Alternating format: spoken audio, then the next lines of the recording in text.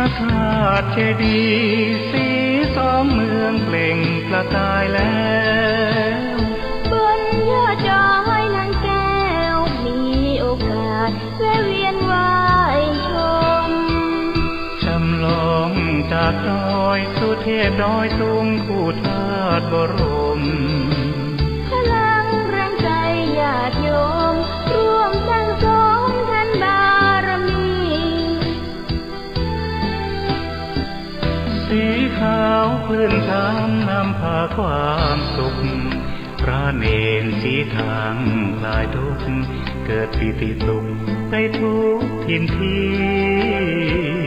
เปิดฟังธรรมะพระจัดรายการหลายคืนฟังร่วมสร้างมหาทานบารมีพระธาตุเจดีย์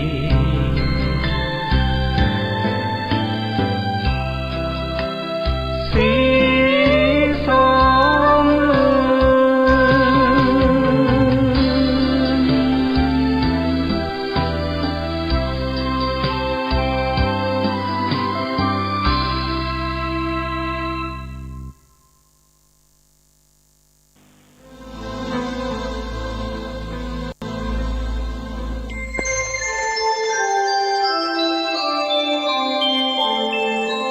ขณะนี้ท่านกำลังฟังสถานีวิทยุกระจายเสียงพระพุทธศาสนา FM 104.5 เมกะเฮิรตซ์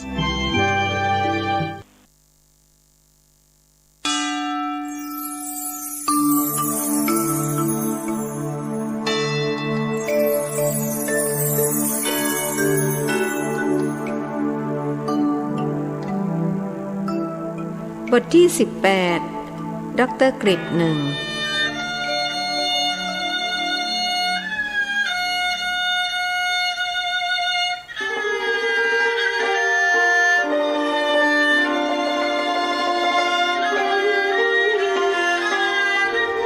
อนดึกสงัดของคืนวันโกนแม่ชีแดงนอนกระสับกระส่ายอยู่ในมุ้งรู้สึกหายใจขัดๆเหมือนมีก้อนอะไรมาจุกอยู่ที่หน้าอกคิดจะปลุกเพื่อนชีที่นอนอยู่ในมุ้งข้างๆให้มาช่วยก็ไม่รู้ว่าพวกเขาจะช่วยอะไรได้ดีไม่ดีก็จะพากันบ่นให้รำคาญหูอีกถ้าจะต้องถึงกับตายก็ขอตายคนเดียวเงียบๆดีกว่าดังนี้จึงทนนอนสู้กับทุกขเวทนาอยู่เพียงลำพังในความรู้สึกที่แสนจะอึดอัดขัดข้องนั้นแม่ชีวัย50เศษพยายามนึกถึงคำสอนของสมภารที่ท่านสอนให้กำหนดลมหายใจโดยบริกรรมว่าพองหนอยุบหนอแต่เพราะมิได้ใส่ใจฝึกฝนจึงทำไม่ได้นางไม่รู้แม้กระทั่งว่าพองหายใจเข้าหรือว่ายุบหายใจเข้าใครๆที่มาอยู่วัดนี้ก็เพื่อจะมาเรียนวิปัสสนากรรมฐานแต่นางกลับมานั่งนอนไปวันหนึ่ง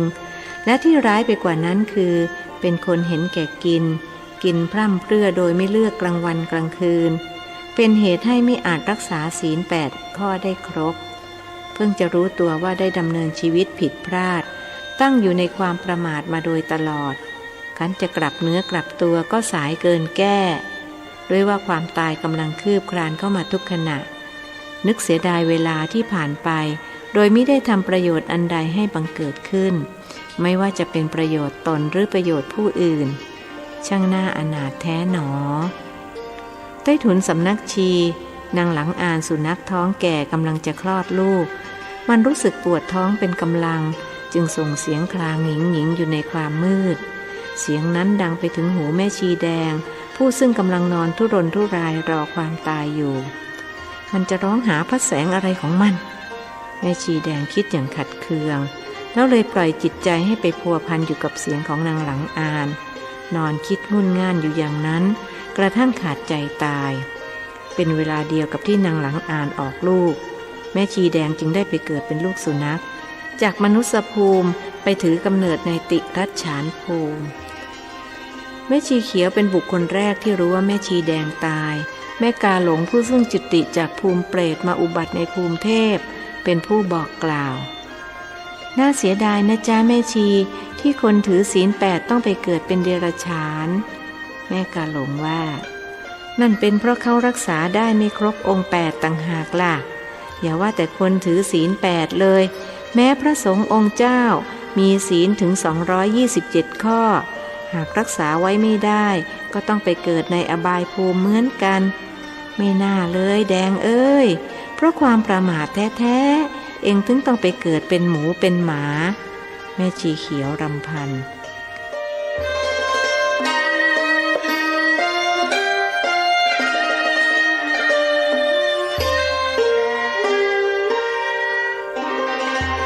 เวลาตี 4บรรดาแม่ชีต่างลุกขึ้นสวดมนต์ทำวัดเช้าแม่ชีแดงรูปเดียวที่ไม่ได้ตื่นขึ้นมาร่วมสวดมนต์กับใครเขาเพราะประพฤติเช่นนี้จนกลายเป็นเรื่องปกติธรรมดาไปแล้วทำวัดเช้าเสร็จแม่ชีเขียวจึงแจ้งเรื่องการตายของแม่ชีแดงให้เพื่อนชีทราบและเตรียมการเรื่องทำศพแม่ชีเจียนไปกราบเรียนสมภารท่านกลับบอกว่าอาตมารู้ตั้งแต่ตอนตี 3นั่นแล้วเขาไปตอนนั้นแต่ก็ไปไม่ได้มีไกลหรอกยังอยู่ในวัดนี้ภิกษุวัย30เศษพูดเป็นปริศนาวัดนี้หรือจ๊ะถ้าเช่นนั้นก็คงเป็นเทพหรือไม่ก็เป็นเปรตแต่ฉันสังหรณ์ใจว่าแกคงจะไปไม่ดีแกไปเกิดเป็นเปรตใช่ไหมจ๊ะท่านสมภารแม่ชีอยากรู้ไม่ใช่เปรตแต่ว่าหนักกว่ามากเพราะตายขณะที่จิตมีโมหะอย่าลืมนะกิเลส3ตัวที่จะพาเราไปอบายภูมิคือราคะโทสะโมหะถ้าตายขณะที่จิตมีราคะจะไปเกิดเป็นเปรตหรืออสุรกายถ้าจิตมีโทสะจะไปเกิดในนรกแต่ถ้าตายขณะที่จิตมีโมหะ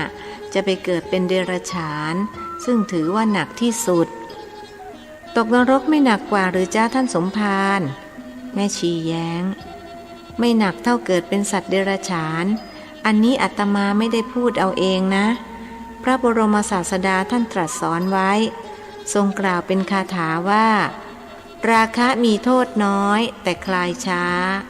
โทสะมีโทษมากแต่คลายเร็วโมหะมีโทษมากทั้งคลายช้านี่คือหลักฐานยืนยันว่าโมหะนั้นร้ายกว่าราคะและโทสะรากเหง้าของความชั่วหรือที่เรียกว่าอกุศลมูลมีอยู่3อย่างคือราคะโทสะโมหะแต่ในอกุศลมูลเองก็ยังมีรากเหง้าอีกกล่าวคือโมหะนั้นเป็นรากเหง้าของราคะและโทสะ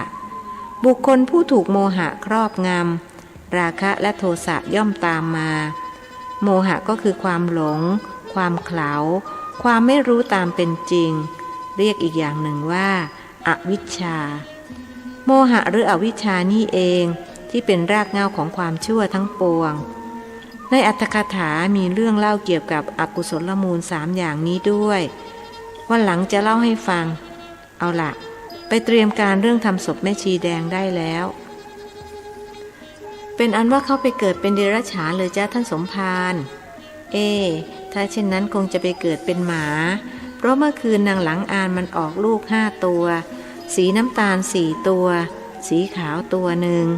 สงสัยว่าชีแดงคงเกิดเป็นเจ้าตัวสีขาวเอาเถอะไว้มันโตก็จะรู้รับรองว่านิสัยเหมือนแม่ชีแดงเปียบเลยสมภารพูดยิ้มลูกสุนัขคอกนั้นโตวันโตคืนแล้วก็จริงดังที่พระเจริญพูดไว้กล่าวคือเจ้าตัวสีขาวมีพฤติกรรมที่ผิดแผกไปจากพี่น้องอีก4ตัวของมันเป็นต้นว่าเกียจคร้านกินแล้วก็นอนตะกระตะกรามและอาหารที่มันโปรดปรานที่สุดคือหัวปลาทูพฤติกรรมเหล่านี้มีอยู่ในตัวแม่ชีแดงครบถ้วน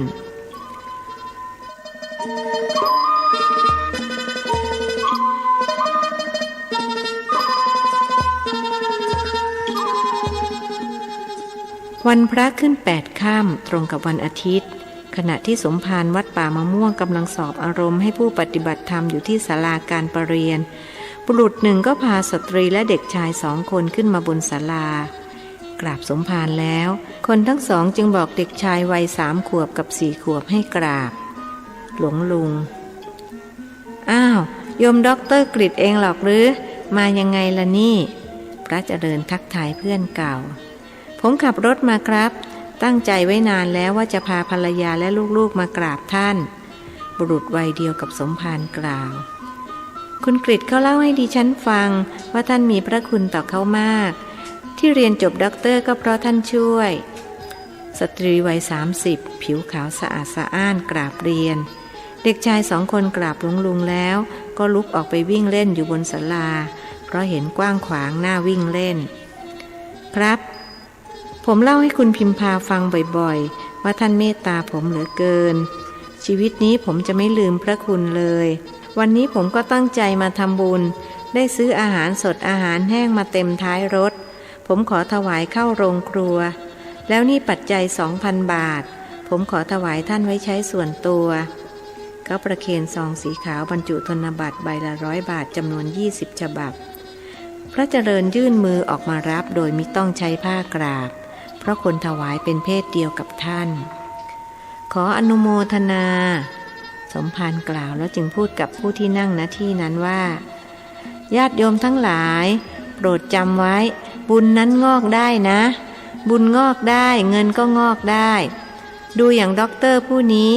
อาตมาเคยช่วยเหลือเขาโดยให้ทุนไปเรียนที่ฝรั่งเศสอาตมาให้ไป400 บาทวันนี้เขามาถวาย 2,000 บาทเงินงอกเกินมาถึง5 เท่าตัวอาตมาได้กำไรตั้ง1,600ท่านพูดยิ้มผมว่าคงไม่ได้กำไรหรอกครับท่านเพราะถ้าจะคิดกันจริงๆเงิน400 บาทสมัยนั้นมีค่ามากกว่า 2,000 บาทสมัยนี้ผมว่าท่านขาดทุนมากกว่าดร.กฤษแย้งหากก็ไม่ได้จริงจังอะไรอ้าวขาดทุนหรอกหรืออาตมาก็นึกว่าได้กำไรแต่อาตมาว่าได้กำไรนะเพราะไม่ได้ลงทุนเงินนั่นเป็นของโยมแม่ไม่ใช่ของอาตมาสรุปว่าอาตมาได้กำไร 2,000 หรือโยมด็อกเตอร์จะแย้งผมไม่บังอาจแย้งท่านหรอกครับเป็นอันว่าท่านได้กำไรส่วนโยมแม่ขาดทุนคนเป็นด็อกเตอร์ยอมแพ้แต่โดยดีไม่แย้งก็ดีแล้วจะได้จบไม่งั้นไม่จบง่ายๆเอาละได้เวลาเพลแล้วเดี๋ยวญาติโยมจะได้ทานอาหารกันเชิญโยมด็อกเตอร์กับแม่บ้านที่กุฏิอาตมานะเดี๋ยวจะให้เขาจัดสำรับมาทานที่กุฏิเสร็จแล้วจะได้คุยกันมาเที่ยวก่อนยังไม่ทันได้คุยกันเลยนอนค้างที่วัดสักคืนดีไหมไม่ได้หรอกครับท่านพรุ่งนี้ผมต้องทำงานลูกชายคนโตต้องไปโรงเรียนด็อกเตอร์วัย30 เศษบอกเหตุผลถ้าอย่างนั้นก็กลับเย็นๆนะแดดร่มลมตกแล้วถึงค่อยกลับครับกลับค่ำหน่อยก็ยังได้ผมอยากคุยกับท่านมานานแล้วเชิญที่กุฏิเลยเดี๋ยวอาตมาจะตามไปขอเวลาสอบอารมณ์ให้ญาติโยมเขาอีกสัก15 นาทีดร.กฤษกับภรรยาจึงเดินไปบอกลูกชาย2 คนที่วิ่งเล่นอยู่ไม่ไกลนักคนทั้ง4ลงจากศาลาไปแล้วนางแต้มจึงพูดขึ้นว่าโอ้โหเพื่อนท่านสมภารทำไมถึงได้ดำเป็นเหนียงเลยส่วนเมียก็ขาวยังกับไข่ปอกเวลาเดินด้วยกันฉันนึกว่าอีกาคาบไข่คำพูดของนางแต้มเรียกเสียงหัวเราะจากทุกคนที่ฟังอยู่รวมทั้งนางโถแม่แต้มก็พูดไปเรื่อยระวังนะว่าแต่เขาอีเหนาเป็นเองแม่โถแล้วก็ฉันพูดเล่นต่างหากล่ะท่านสมภารจ๊ะฉันอยากรู้จังเลยว่าทำไมคนเราถึงเกิดมาไม่เหมือนกันบางคนดำบางคนขาวบางคนขี้เหร่บางคนก็สวยเพราะอะไรหรือจ๊ะแม้โยมที่โยมถามมานี่นะเหมือนกับที่สุภมานพบุตรของโตทยพราหมณ์ทูลถามพระพุทธเจ้าในครั้งพุทธกาลเลยนะอาตมาก็จะถือโอกาสตอบตามที่พระพุทธเจ้าท่านทรงตอบสุภมานพคือพระพุทธองค์ทรงตอบว่าที่เป็นเช่นนั้นเพราะกรรมคนที่เกิดมารูปร่างสวยผิวพรรณงามดูแล้วน่าเลื่อมใสเพราะเขาทำกรรมคือเป็นคนยิ้มแย้มแจ่มใสไม่มักโกรธไม่ครึ่งเครียดหน้าเงาหน้างอส่วนคนที่เกิดมาขี้เลผิวพรรณซามเพราะเป็นคนมักโกรธใครพูดอะไรผิดหูหน่อยก็หน้าง้ำเดินลงส้นตึงเพราะกรรมนั้นจึงทำให้เกิดมาขี้เลผิวพรรณซามญาติโยมจำไว้นะ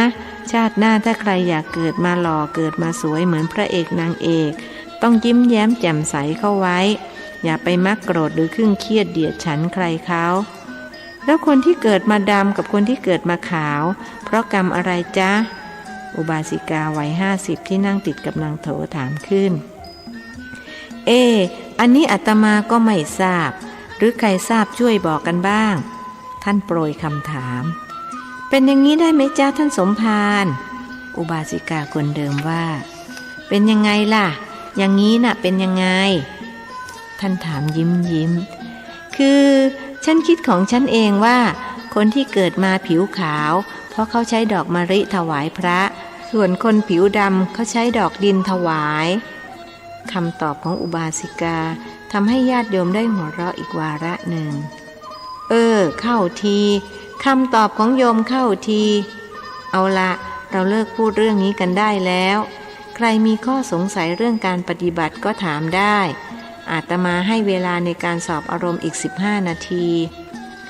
หลวงพ่อครับเวลาผมนั่งกำหนดพองหนอยุบหนอจะมีเสียงมากระซิบที่ข้างหูว่าอย่านั่งเลยไปนอนเถอะเดี๋ยวจะนั่งให้เป็นเสียงใครครับบุรุษวัย20 เศษถามเสียงมารน่ะสิมารไหนครับมารชนิดนี้เขาเรียกว่าเทวปุตตมารมารก็คืออุปสรรคหรือสิ่งที่ล้างผลาญคุณความดีตัวการที่ขัดขวางบุคคลมิให้บรรลุความดีงามโยมมาปฏิบัติกรรมฐานเท่ากับโยมมาสร้างความดีอันสูงสุดเมื่อทำความดีก็ต้องมีมารมาขัดขวางอาตมาถึงได้พูดเสมอว่ามารไม่มีบารมีไม่เกิดเหมือนตอนที่เจ้าชายสิทธัตถะจะบรรลุพระโพธิญาณก็ต้องผจญกับวสวัตตีมารดังปรากฏในบทสวดชัยมงคลคาถาบทแรกที่ขึ้นต้นด้วยพาหุงสหัสนั่นไงมารมี5 ประเภทได้แก่กิเลสมารขันธมารอภิสังขารมารเทวปุตตมารและมัจจุมารเวลาเหลือน้อยอาตมาจะอธิบายเฉพาะเทวปุตตมารที่โยมผจญเมื่อตะกี้เทวปุตตมารหมายถึงมารคือเทพบุตรอย่างวสวัตตีมารที่มาผจญเจ้าชายสิทธัตถะในวันที่พระองค์จะตรัสรู้นั้นก็จัดอยู่ในประเภทเทวปุตตมารเพราะคอยขัดขวางเหนี่ยวรั้งบุคคลไว้มิให้ล่วงพ้นจากแดนอำนาจครอบงำของตนโดยชักให้ห่วงพะวงในกามสุขไม่หารเสียสละออกไปบำเพ็ญคุณความดีที่ยิ่งใหญ่ได้เมื่อมารเขาชวนอย่างนั้นโยมว่าอย่างไรล่ะท่านถามผมบอกไม่เป็นไรผมนั่งเองได้ตอบแบบนี้ถูกไหมครับถูกแล้วเราต้องเผชิญกับมารแล้วก็ต้องไม่หลงกลเพราะเขาไม่อยากให้เราทำความดีถ้าเราหลงกลเลิกปฏิบัติก็เท่ากับเสียรู้เขาญาติโยมจำไว้นะเราต้องเผชิญกับมารอย่างมีสติอย่ายอมแพ้เป็นอันขาดเอาละพักรับประทานอาหารกันได้แล้วช่วงบ่ายก็ขอให้ปฏิบัติกันตามลำพังอาตมาไม่ขึ้นมาสอบอารมณ์เพราะมีแขกขอตัวครึ่งวันนะท่านขออนุญาตลากิจครึ่งวันญาติโยมพากันกราบท่าน3 ครั้งจากนั้นเจ้าอาวาสวัดป่ามะม่วงจึงลงจากศาลาเดินไปยังกุฏิ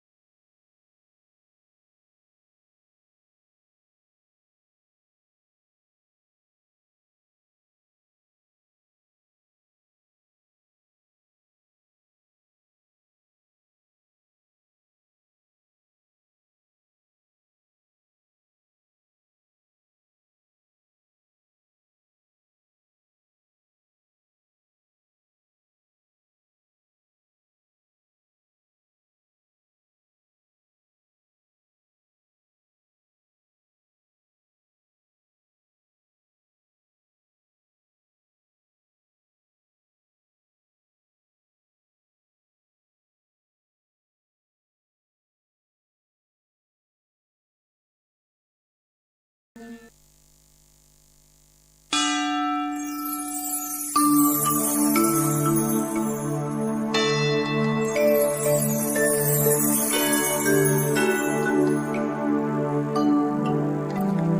ทที่ 24 เปรตคุณนายแดง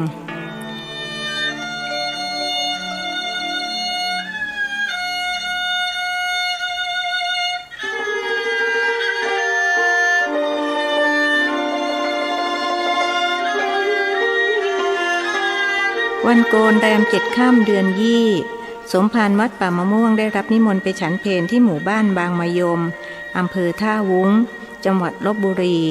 โดยนายหล่อขับรถไปส่งถึงหัวทุ่งจากนั้นต้องเดินตัดทุ่งไปอีก2 กิโลเมตรเพราะรถเข้าไม่ได้สมภารหนุ่มไม่รู้สึกว่าเป็นความลำบากเพราะชีวิตท่านต้องเผชิญกับความทุกข์ยากมาจนชาชินเคยหาบของไปขายที่ตลาดบางขามซึ่งไกลจากบ้านถึง14 กิโลเมตร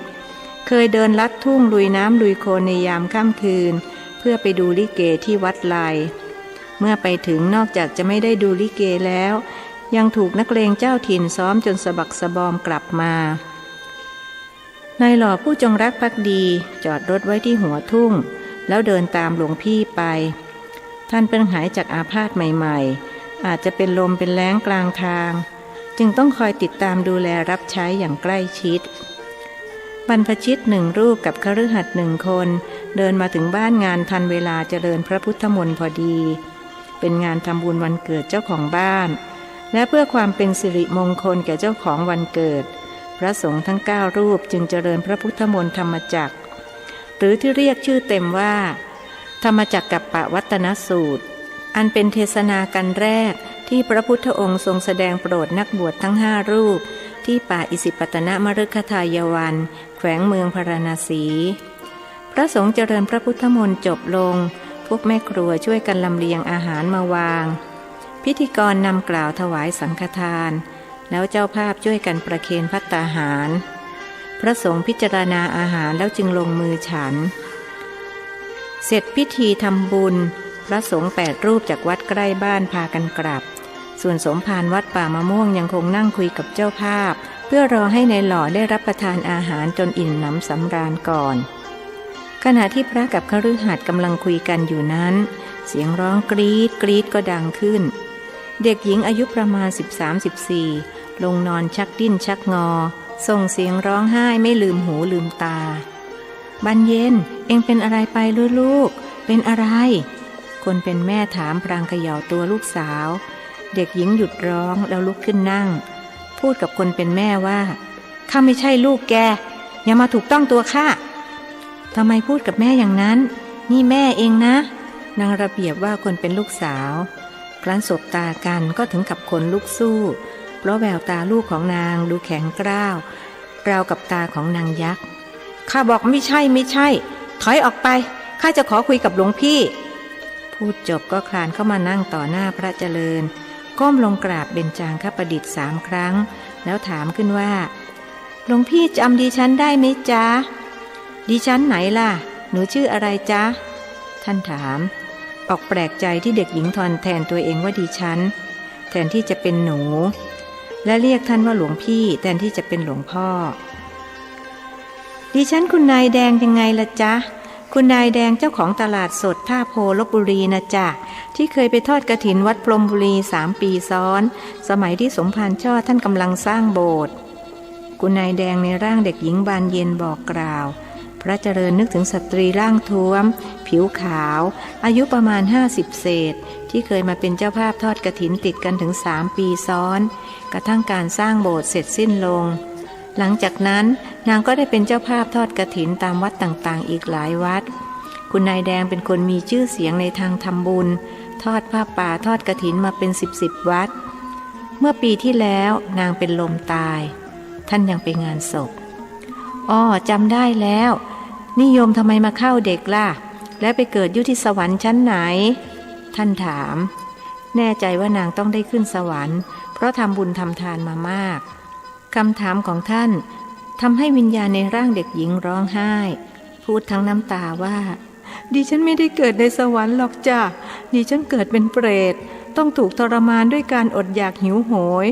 อดข้าวอดน้ำหมากพลูก็ไม่มีจะกินลำบากเหลือเกินจ้ะนางโอดครวญเป็นเปรตก็ยังอยากกินหมากด้วยหรือ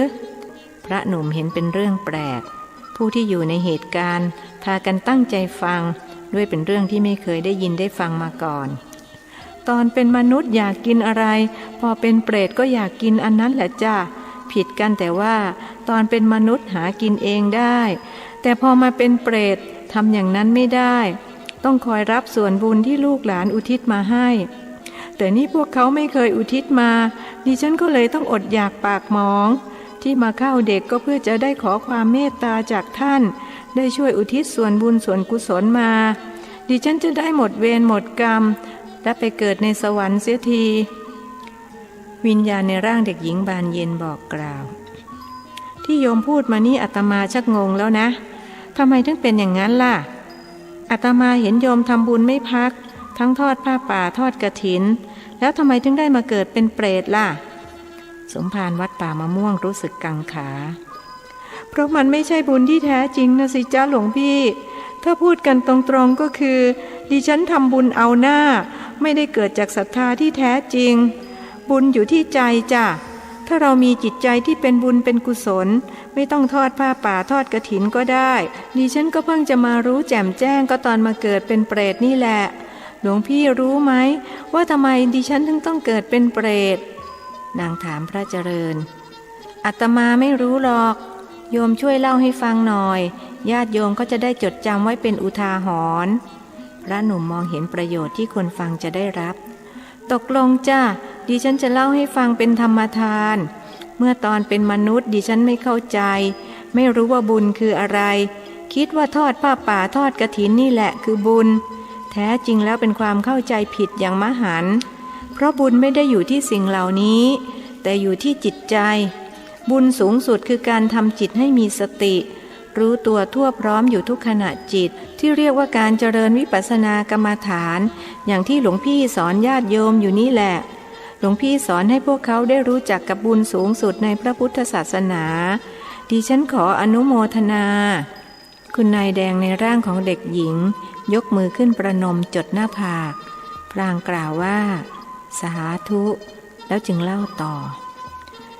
ที่ดิฉันต้องเกิดเป็นเปรตก็เพราะตายขณะที่จิตมีโลภะคนเราจะตายไปเกิดเป็นอะไรก็ขึ้นอยู่กับจิตตอนใกล้จะตายนี่แหละถ้าเป็นกรรมเขาเรียกว่าอาสันกรรมหมายถึงกรรมที่ทำขณะกำลังจะตายถ้าตอนตายจิตมีโลภะจะไปเกิดเป็นเปรตจิตมีโทสะจะไปเกิดเป็นสัตว์นรกจิตมีโมหะจะไปเกิดเป็นสัตว์เดรัจฉานดิฉันก็เพิ่งจะมารู้ตอนที่มาเป็นเปรตนี่แหละจ้าแต่ก่อนไม่รู้อะไรแล้วโยมว่าอันไหนร้ายที่สุดเกิดเป็นเปรตเป็นสัตว์นรกหรือว่าเป็นเดรัจฉานท่านทดสอบความรู้คนเกิดเป็นเปรตเกิดเป็นเดรัจฉานร้ายที่สุดจ้าเพราะเกิดเป็นเปรตเป็นสัตว์นรกถึงจะทุกข์ทรมานแต่ก็ชั่วระยะเวลาไม่นานแต่ถ้าเป็นสัตว์เดรัจฉานต้องเวียนว่ายตายเกิดในสังสารวัฏนานมากเพราะกิเลสที่ร้ายที่สุดคือโมหะอย่างดิฉันนี่ถ้าหมดกรรมจากการเป็นเปรตก็จะได้ขึ้นสวรรค์แต่ก็ยังไม่ถือว่าสูงสุดเพราะยังต้องเวียนว่ายตายเกิดถ้าจะให้สูงสุดต้องถึงพระนิพพานการทอดผ้าป่าทอดกฐินจะได้ขึ้นสวรรค์แต่ถ้าต้องการเข้าถึงพระนิพพานต้องเจริญวิปัสสนากรรมฐานคุณนายแดงพูดได้ถูกต้องตามหลักคำสอนในพระพุทธศาสนาทุกประการแล้วโยมไปทำยังไงถึงได้ตายขณะจิตมีโลภะล่ะสมภารวัดป่ามะม่วงถามอีกเรื่องมันยาวจ้ะแล้วดิฉันจะเล่าถวายก่อนอื่นขอกินข้าวกินน้ำให้อิ่มหมีพีมันก่อนช่วยจัดอาหารให้ฉันกินหน่อยเถอะนางบอกเจ้าของบันเกิดบุรุษวัย50เศษจึงสั่งให้แม่ครัวที่กำลังนั่งฟังอยู่ไปจัดการเปรตในร่างของเด็กหญิงบานเย็นกินอาหารอย่างอร่อยสมกับที่อดอยากหิวโหยมานานอิ่มข้าวแล้วนางก็ขอกินหมากแล้วจึงเริ่มเล่าต่อหากคราวนี้เสียงที่พูดไม่ชัดเจนเท่าครั้งแรกเพราะอมหมากไว้ในปากจิตดิฉันมีโลภะเพราะอยากได้ที่นาคืน คือดิฉันยกที่นาให้ลูกไปแล้วภายหลังได้ไปขอคืนด้วยผลกรรมอันนี้ทำให้ดิฉันต้องมาเป็นเปรตแล้วหันไปพูดกับบรรดาผู้ที่นั่งฟังอยู่ว่าพ่อแม่พี่น้องจำไว้นะยกสมบัติให้ลูกแล้วอย่าได้ไปขอคืนมิฉะนั้นจะต้องเกิดเป็นเปรตเหมือนฉันทำไมโยมถึงทำอย่างนั้นล่ะยกให้เขาแล้วก็แล้วไปขอคืนน่ะบาปมากรู้ไหมพระเจริญพูดเสียงตำหนิจ้าหลวงพี่ดิฉันก็เพิ่งจะรู้ว่าบาปมากถึงต้องมาลำบากลำบนอย่างนี้ดิฉันเป็นแม่ที่ไม่ยุติธรรมรักลูกไม่เท่ากันคือดิฉันมีลูก2 คนคนโตเป็นผู้ชายคนเล็กเป็นผู้หญิงพอพ่อเด็กตายดิฉันก็ได้จัดการแบ่งสมบัติให้ลูก2 คนเท่ากันลูกชายเขาก็แยกครอบครัวไปทำมาหากินอยู่ที่เชียงใหม่ส่วนลูกสาวอยู่กับดิฉันต่อมาลูกสาวแต่งงานกับลูกชายเจ้าของโรงสีดิฉันก็ดีใจว่าได้ลูกเขยฐานะดีก็คิดว่าเขาจะร่ำรวยแต่มันไม่เป็นอย่างนั้นเจ้าลูกเขยดิฉันเขาชอบเล่นการพนันเรียกว่าผีการพนันเข้าสิงเลยทีเดียวพอเตี่ยตายเขาก็ได้เป็นเฒ่าแก่โรงสีแต่แล้วก็เล่นการพนันจนต้องขายกิจการให้คนอื่นพอเงินหมดเขาก็มาเอาของลูกสาวดิฉันลูกสาวก็ให้ต่อมาถึงกับขายสมบัติจนหมดทองหยองไร่นาสาโทถูกผัวผลาญเรียบดิฉันก็สงสารลูกสาวเลยบากหน้าไปหาลูกชายที่เชียงใหม่ไปขอนาคืนตอนแรกลูกชายเขาก็ไม่พอใจหาว่าดิฉันตามใจลูกมากเกินไปเขาก็ไม่ยอมให้แต่ลูกสะใภ้เขาบอกพี่ให้แม่แกไปเถอะเราก็สร้างของเราเองมาได้มากมายแล้วคงไม่อดตายหรอกเมื่อลูกสะใภ้พูดอย่างนี้ลูกชายก็ยอมคืนนาให้ซึ่งต่อมาลูกเขยก็เอาไปเล่นการพนันหมดอีกดิฉันเสียใจเป็นลมตายเดี๋ยวนั้นแล้วก็เลยมาเกิดเป็นเปรตนี่แหละจ้าเมื่อคุณนายแดงเล่าจบพระเจริญจึงถือโอกาสสั่งสอนญาติโยมเพราะนานๆจะมีเหตุการณ์อย่างนี้เกิดขึ้นสักครั้งและเพื่อให้ญาติโยมมั่นใจยิ่งขึ้นว่ากรรมนั้นมีจริงท่านถึงเล่าเรื่องราวที่คล้ายคลึงกันนี้ที่เกิดขึ้นเมื่อหลายปีมาแล้วฟังโยมเล่าทำให้อาตมานึกถึงเรื่องราวของโยมปุกรายนี้ก็ตายไปเกิดเป็นเปรตเหมือนกันตอนมีชีวิตอยู่ชอบทำบุญมากทอดผ้าป่าทอดกฐินไม่พักในสายตาของคนทั่วไปดูเหมือนว่าโยมปุกเป็นคนมีศรัทธาในพระศาสนาอย่างเหลือเกินแต่อาตมารู้ว่านั่นไม่ใช่ศรัทธาที่แท้จริงเขาเรียกว่าศรัทธาหัวเต่าเป็นอย่างไรครับศรัทธาหัวเต่าโยมเจ้าของบ้านถามคือศรัทธาที่ไม่แน่นแฟ้นจริงจังที่คนโบราณก็พูดกันว่าศรัทธาหัวเต่าผุบเข้าปลุกออกนั่นไงอ๋อเข้าใจแล้วครับนิมนต์พระคุณเจ้าเล่าต่อเขาประนมมือนิมนต์เจ้าอาวาสวัดป่ามะม่วงจึงเล่าว่าโยมปุกแกมีนาอยู่80 ไร่มีลูกเขย2 คนเขยใหญ่เป็นคนขอนแก่นชื่อคำมีเป็นลูกศิษย์กรรมฐานของอาตมาสมัยที่ยังอยู่วัดพรหมบุรีเมียเขาชื่อบุญยืนส่วนเขยเล็กเป็นคนชัยนาทขี้อิจฉาริษยาข้างฝ่ายพ่อตาแม่ยายคือโยมผ่อนกับโยมปุกก็มีอคติรักเขยเล็กเกลียดเขยใหญ่เขยเล็กเขาประจบเก่งส่วนเขยใหญ่ท่าทางโง่เง่าไม่พูดไม่จากับใครเขยเล็กได้ทำนาลุ่มซึ่งเป็นนาดีส่วนเขยใหญ่ได้ทำนาดอนซึ่งแห้งแล้งไม่มีน้ำเขาก็ชวนเมียมานั่งกรรมฐานเจริญสติปัฏฐาน4ก็เกิดปัญญาแก้ปัญหาได้นาดอนที่ว่าไม่ดีก็กลับกลายเป็นนาดีอาตมาถามว่าทำอย่างไรนาถึงดีเขาก็ตอบว่าเขาเจริญสติปัฏฐาน4เกิดปัญญาว่าต้องทำคันนาสูงกักน้ำไว้แล้ววิทน้ำเข้านาก็สามารถปลูกข้าวได้ทำอยู่ 2-3 ปีก็มีเงินซื้อที่นาเป็นของตัวเองได้5 ไร่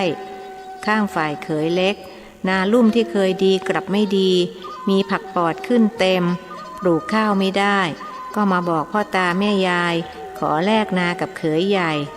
พ่อตาแม่ยายก็อคติ มาพูดกับเขยใหญ่ขอแลกนากับเขยเล็ก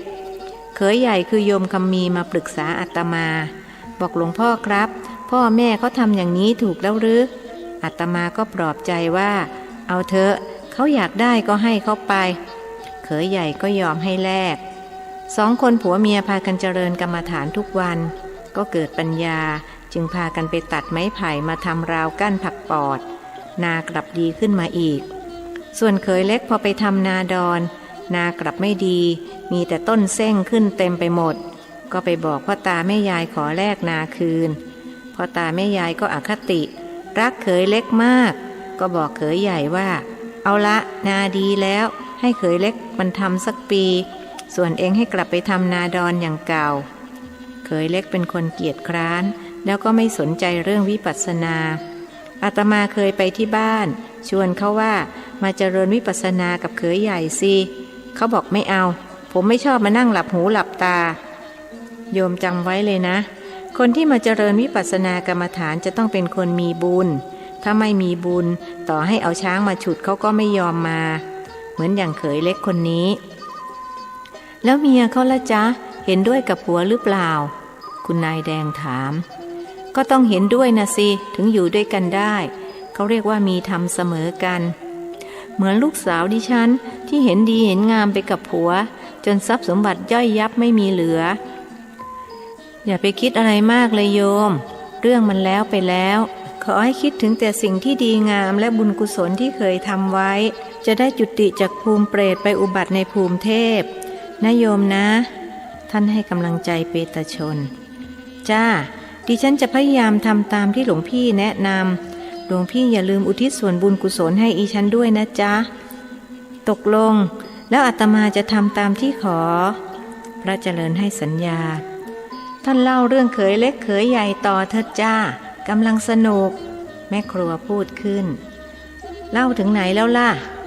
ท่านถามคนฟังถึงตอนเขยเล็กกับเมียไม่ยอมมาเจริญกรรมฐานจ้ะถูกแล้วเขาหาว่ามานั่งหลับหูหลับตา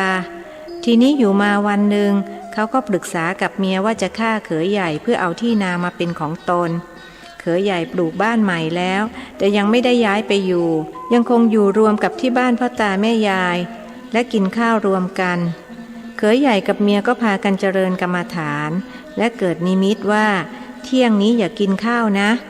ก็ไม่ยอมกินข้าวเพราะเขยเล็กกับเมียแอบเอายาพิษใส่ในอาหารปรากฏว่าแม่ยายไปนั่งที่เขยใหญ่ส่วนน้องสาวนั่งที่พี่สาวทั้งที่ตัวเองเป็นคนวางยาเลยต้องมาตายเพราะความริษยาแม่กับลูกสาวคนเล็กตายเรื่องนี้แสดงให้เห็นโทษของการริษยาและอานิสงส์ของการเจริญวิปัสสนากรรมฐานท่านถือโอกาสสอนญาติโยมแล้วพ่อตาเขารู้ไหมครับว่าเขยเล็กเป็นคนวางยาเจ้าของวันเกิดถามรู้สิเขาก็เลยไล่ออกจากบ้านเพราะลูกสาวก็ตายไปแล้วยังดีที่เขาไม่เอาเรื่องไม่เช่นนั้นคงติดคุกหัวโตเลยเพราะฆ่าคนตายถึง2 คนในที่สุดทรัพย์สมบัติทั้งหมดทั้งนานอกนาในนาลุ่มนาดอนนาเข้าหนักเข้าเบาเลยตกเป็นของเขยใหญ่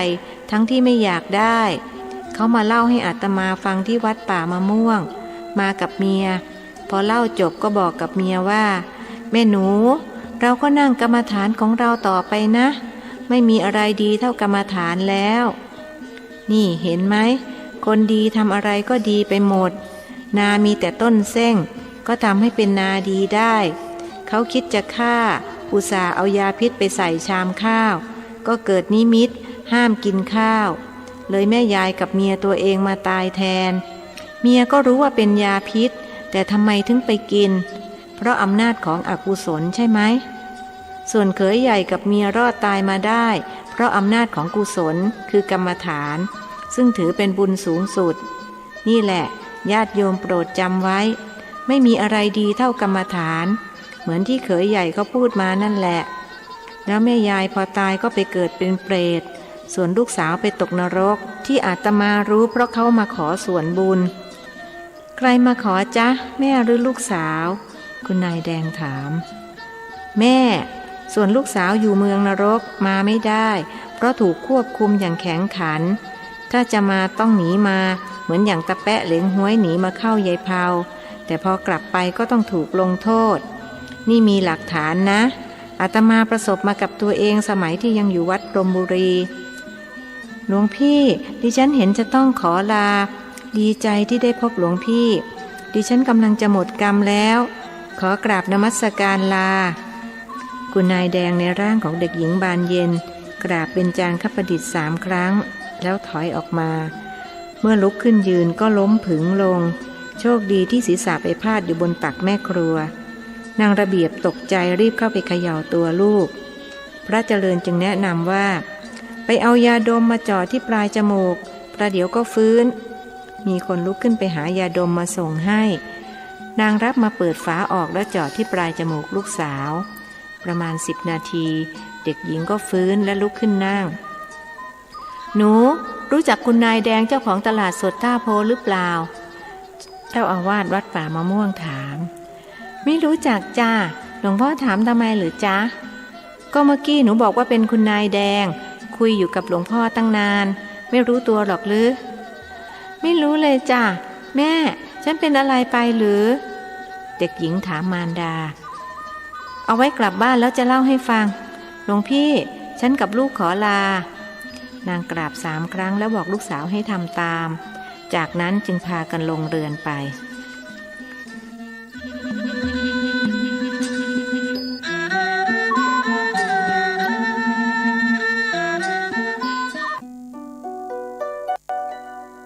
โปรดติดตามในตอนต่อไปสวัสดีครับ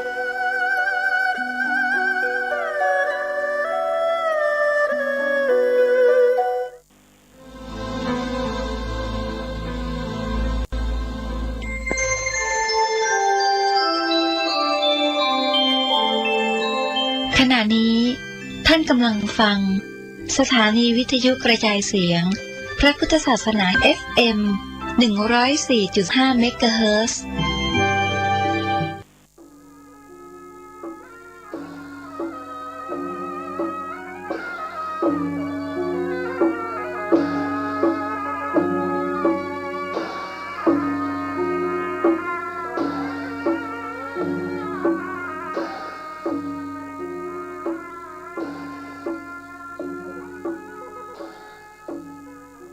ขอความเจริญในธรรมและความผาสุกทางใจจงได้มาบังเกิดมีแก่ท่านสาธุชนคนดีผู้เจริญในศีลในธรรมทุกท่านพร้อมกันนี้ขอยกมือ10 นิ้วกราบอาราธนาเอาคุณพระพุทธเจ้าคุณพระธรรมพระสงฆ์คุณพ่อคุณแม่คุณครูบาอาจารย์ผู้ประสิทธิ์ประสาทวิชาความรู้บุญศีลบุญทานสิ่งศักดิ์สิทธิ์ทั้งหลายอันมีพระสยามเทวาธิราชพระบรมธาตุดอยสุเทพและครูบาเจ้าศรีวิจัยเป็นต้นขอได้โปรดมาอภิบาลปกปักรักษาพระสงฆ์พระเจ้าพระเนนเถนน้อยและท่านผู้รับฟังรายการทุกคนทุกท่านคือปากันมีความสุขกายสุขใจเหมือนกันทุกตนทุกองค์ทุกผู้ทุกคนตลอดกาลนานมาแถมแล้วเนอเสียงก้องเสียงกองเสียงมองต่ำเข้าเสียงตุเจ้าเทศนาธรรมมาเยี่ยมมาใจท่านสาธุชนคนดีทั้งหลายถึงบ้านถึงจองเพื่อเอาธรรมะแบบรากหญ้าแบบธรรมดามาให้พ่อแม่พี่น้องทั้งหลายฟังก่อนที่จะได้ฟังนี้ขอเชิญชวนมวลพุทธบริษัททั้งหลายไหว้พระเหมือนกับนักมวยไหว้ครูระลึกถึงครูบาอาจารย์ก่อนผู้ที่ไปแสวงหาสัจธรรม4 อสงไขยปลายแสนมหากัปและ10 ชาติปางสุดท้ายได้เกิดมาเป็นพญาเวสสันตละตาลเข้าของทรัพย์สมบัติสละบัลลังก์ไปบวชเป็นพระฤาษีตาลเมียตาลลูกบำเพ็ญขนาดนักจนได้ตรัสรู้เฮาไหว้ครูบาอาจารย์เนี่ยก่อนเนออาลังหังสัมมาสัมพุทโธภควาป พุทธังภวันตังอภิวาเทมิกราบสวากขาโตภควตาธัมโมธัมมังนัมมัสสามิกราบสุปฏิปันโนภควโตสาวกสังโฆสังฆังนัมมามิกราบหันทัพไมยังพุทธัสสะภควโตบุพาภะคณะมะกะลังกะโลมาเสนะโมตัสสะ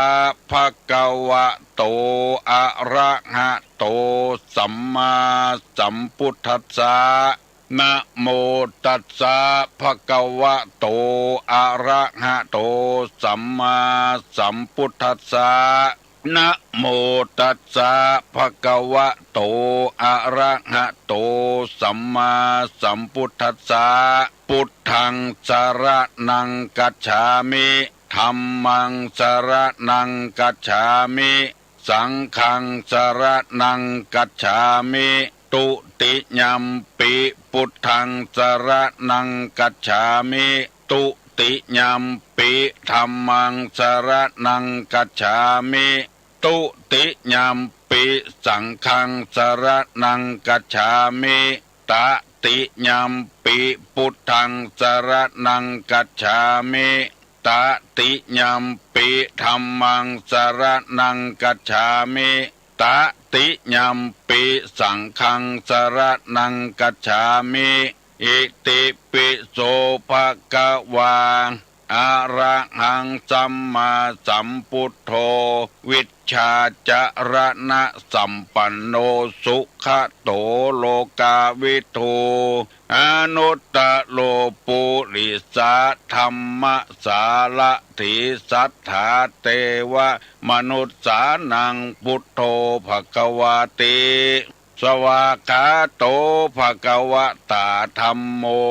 สันติติโกอากาลิโกเอหิปัสสิโก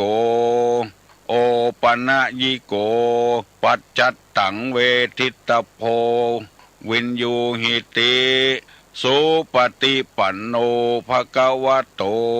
สาวกสังโฆอุจุปฏิปันโนภควโตสาวกสังโฆญาญะปฏิปันโนภควโตสาวกสังโฆสามิจิปฏิปันโนภควโตสาวกสังโฆญาติตังจัตตาลิปุริสายุคานิอัฏฐปุริสาปุคลาเอสาภะคะวะโตสาวกสังโฆอาหุไนโยปาหุไนโยทักขิไนโยอัญจลิกาละนิโยอนุตตะลังปุญญเขตังโลกัสสาติกราบหนึ่งกราบสองกราบสามอยู่ดีๆพิมพ์บัตรเก้ใบเก้ธนบัตรเก้ใบปันกับใบ500กับใบ100กับเอาไปจ่ายเพราะว่าคนขาดศีลขาดธรรมเฮาเอาของเปิ้นมาเป็นของจริงแล้วเอาของเก้ไปแลกของเปิ้นดังที่ปรากฏอยู่เนืองๆสมมติว่าซื้อไข่100 ฟองได้ไข่แต้มาแล้วเอาธนบัตรเก้ไปฮื้อเปิ้นเจี๊ย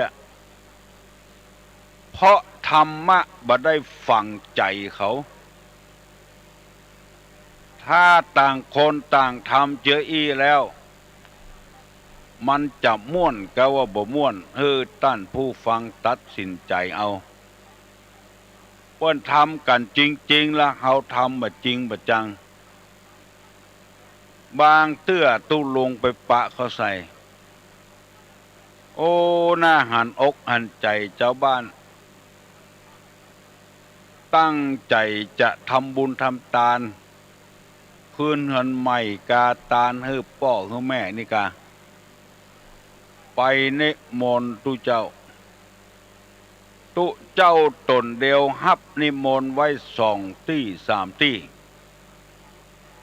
แล้วไปแห่งเจ้าภาพมหาบดีก็จะไปที่ฮันที่นี่อยู่ลองกึดใจพอเตอะเอาใจเปิ้นมาใส่ใจตัวถ้าตัวเป็นเจ้าอี้พ่องตัวจะกึดจะได้กึดกินกึดตาลตึงเตื้อ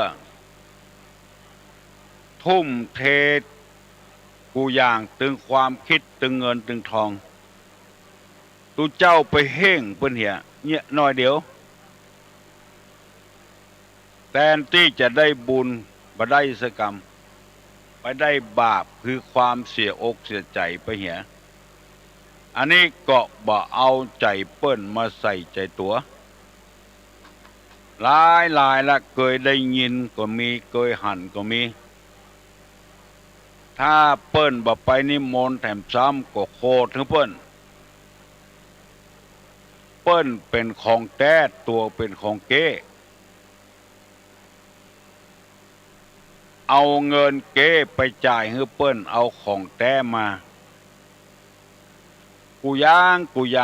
งที่เขาตกทองเก้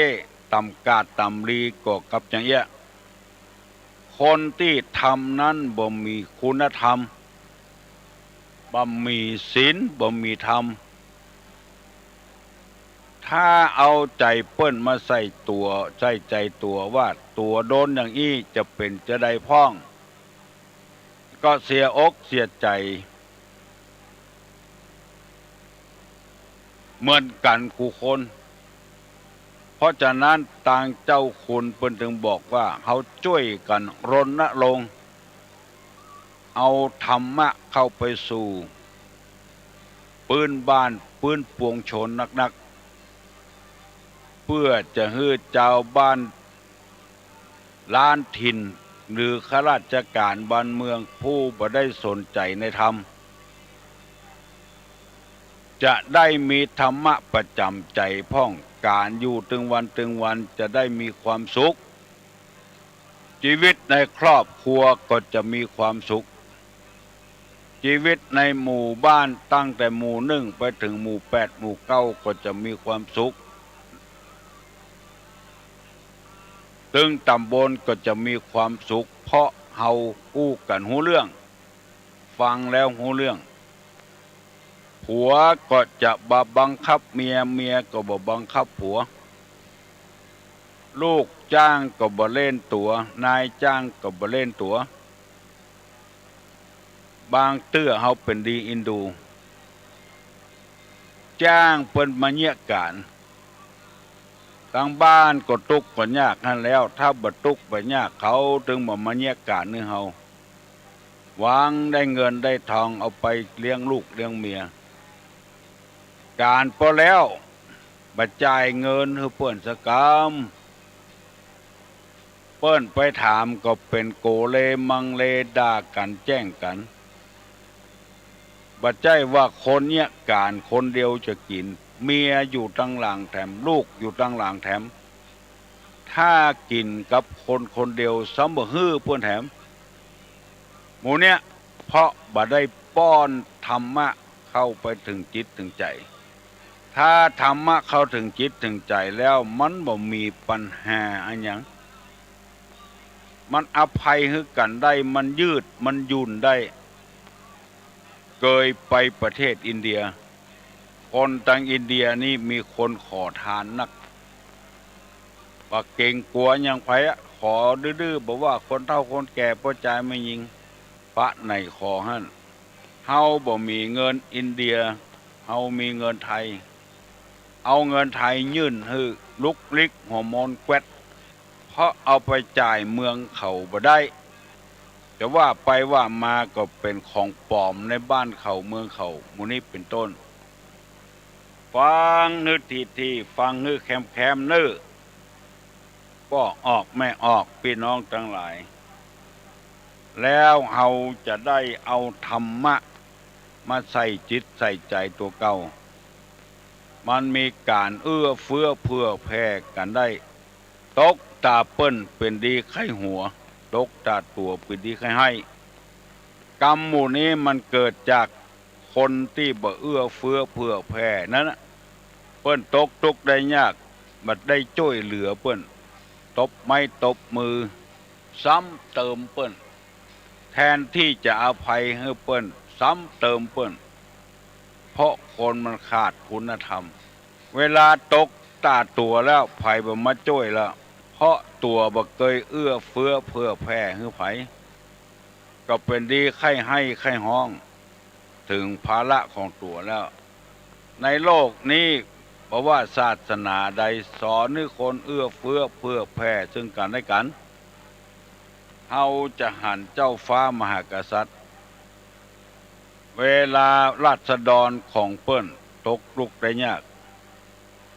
ไฟไหม้กาน้ำท่วมกามันเป็นของธรรมชาติบ่ใช่ไผแปรไผแปลงฮื้อ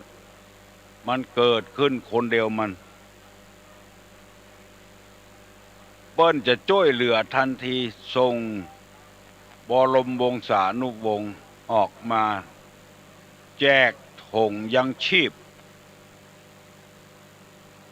ถุงยังชีพเพิ่นเขียนติดนั่น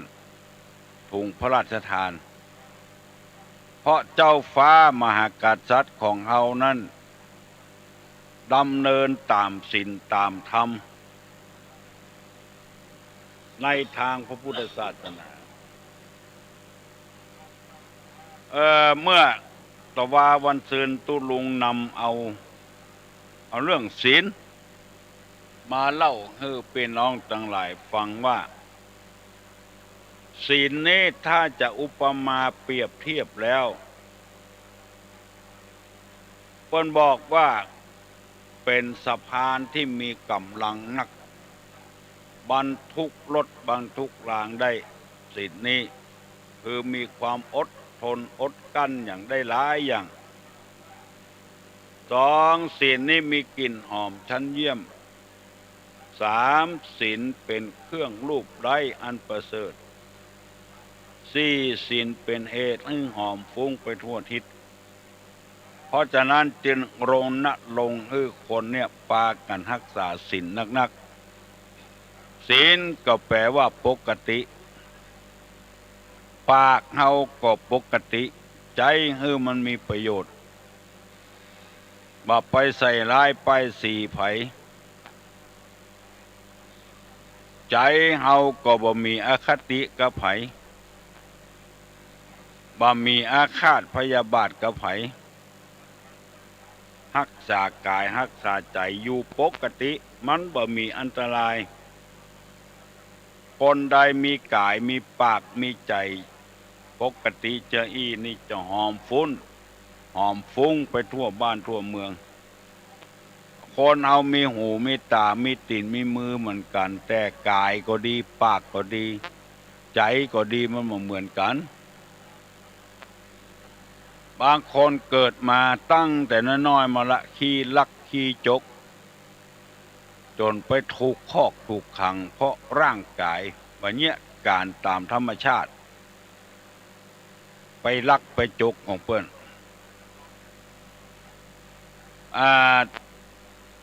เคยได้อู้ให้ฟังแล้วลูกศิษย์ลูกเมืองแป้มาเมื่อตะวาวันซืนมาเล่าให้ฟังว่าเมืองแป้เมืองน่าน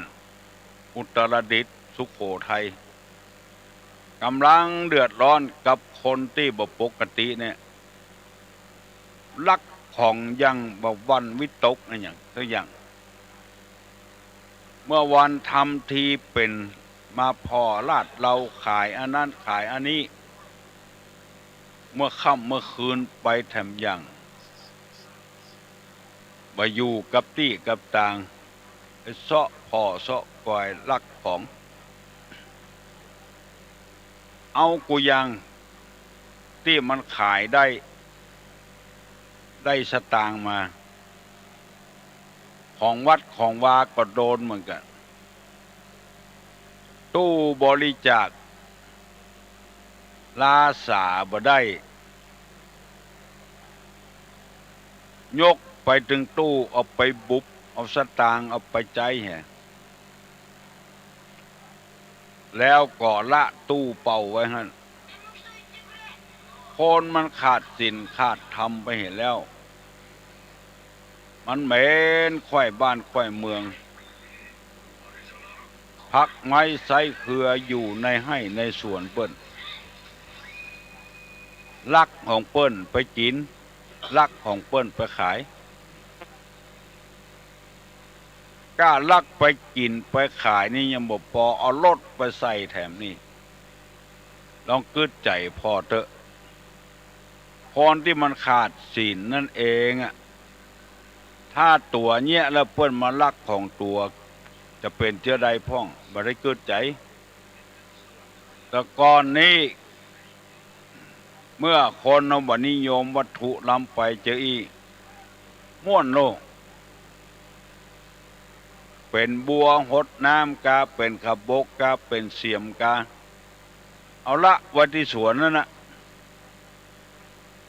มาสมัยปัจจุบันนี้ต้องเฝ้าเหี่ยก่อนตึงเมื่อวันตึงเมื่อคืนลาบลาไปเกี่ยวหญ้าในสวนเปิ้นได้เผียวพริกหนุ่มแผ่วบะเขือส้มปุ่น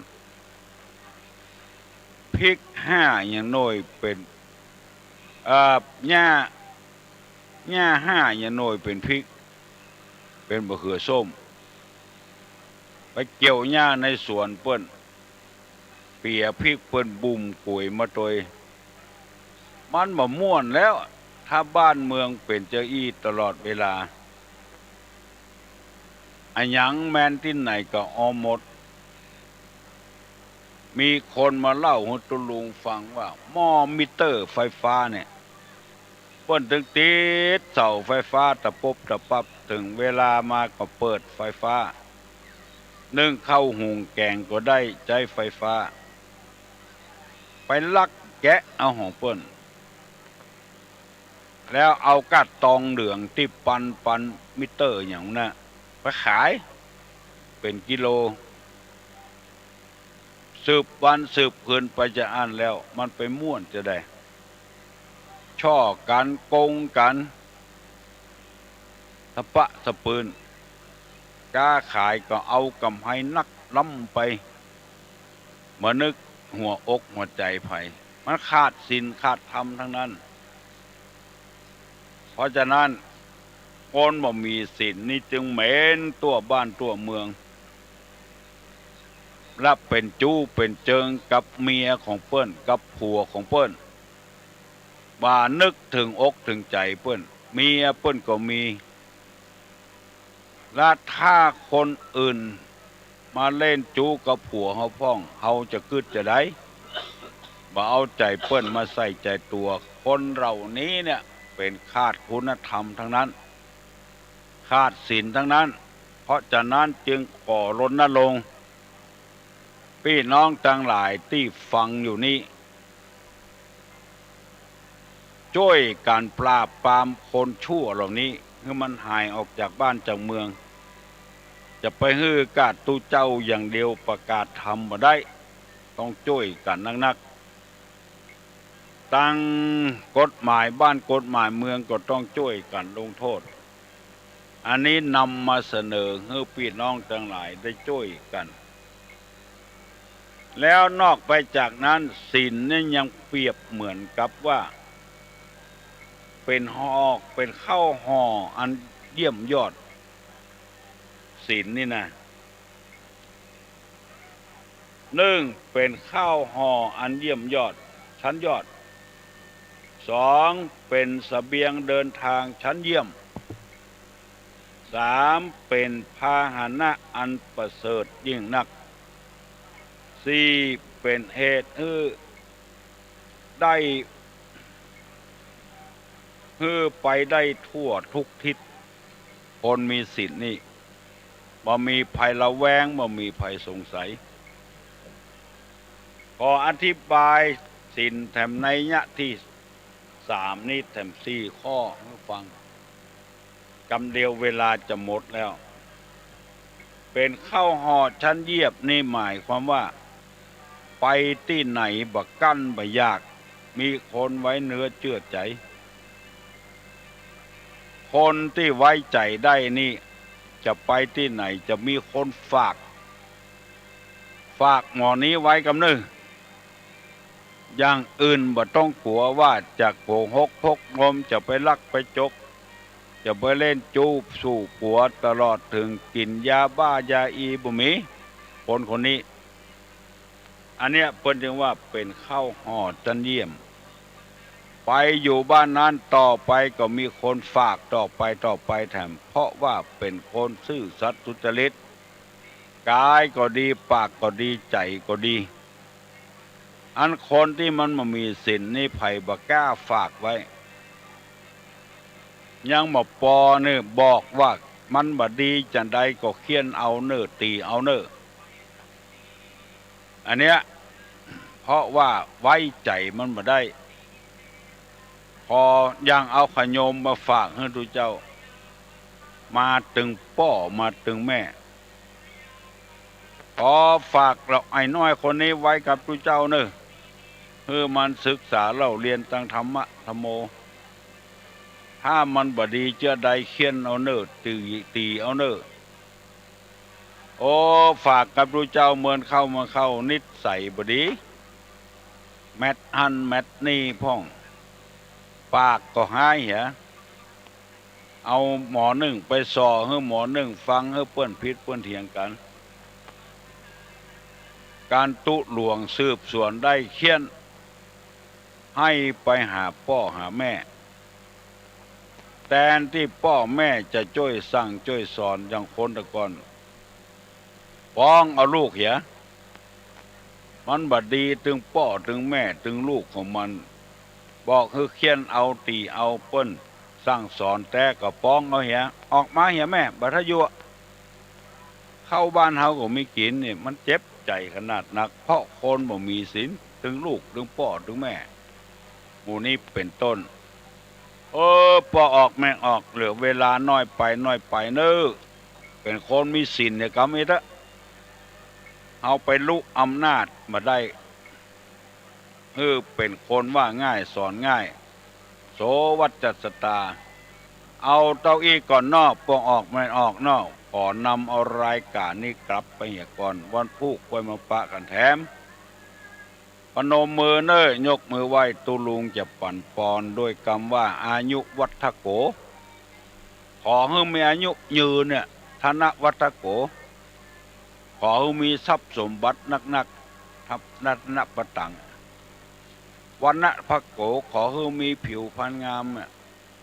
อายุวัฒโกธนวัฒโกสิริวัฒโกยัสสะวัฒโกพละวัฒโกวันณะวัฒโกสุขวัฒโกโหตุสัพพตาทุกขโรกาพญาเวลาโสกาจันตุจุปตวาอเนกาอันตริญาปิวินาสันตุจติจสาสัพพิติโยวิวัจจันตุสัพพโรโควินัสสตุมาเตภวะตวนตะราโยสุขีติคายุโกภวะอภิวาทนาสีริสนิจังวุธาปัจจายโนจัตตาโลธรรมาวัฏันติอายุวันโนสุขังปะลัง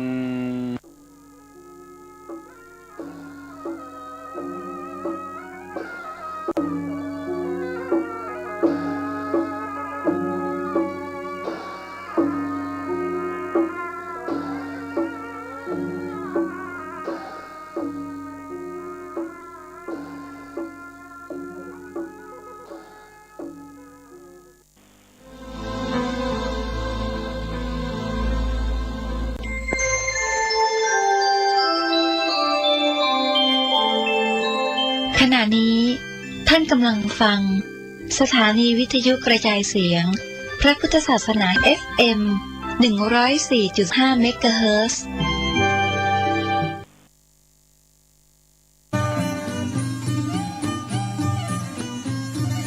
ก่อไว้ให้ลูกผูกไว้ให้หลานช่วยกันสืบสานมั่นไว้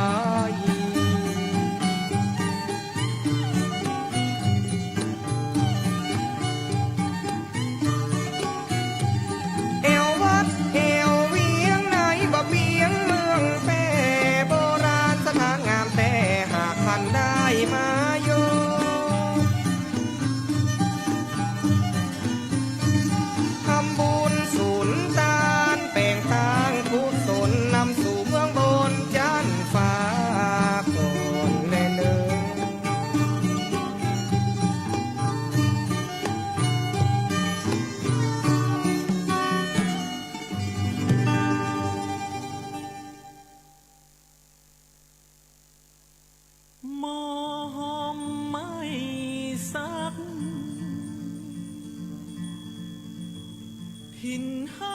ระลอจอเฮสีเมืองลือเลืองเพชรเมืองผี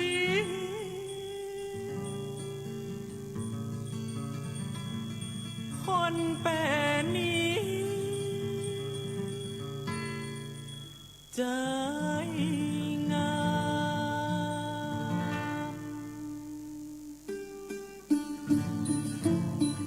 ขอเชิญท่านไปแอวก็ใสเวียงงามเมืองที่เหลืองลือน้ำทุกถิ่นแคว้นสุขแสนสบายให้จวนยิ่งใจมาแอว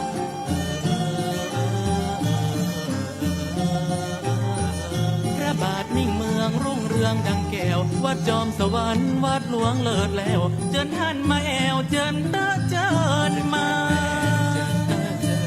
ลัดเลาะเวียงใจแอวก็ใสชวนแลไหว้พระธาตุจอแฮเลิศล้ำถิ่นพุทธธาตุธรรมไว้ธาตุพงธรรมหลายแห่ง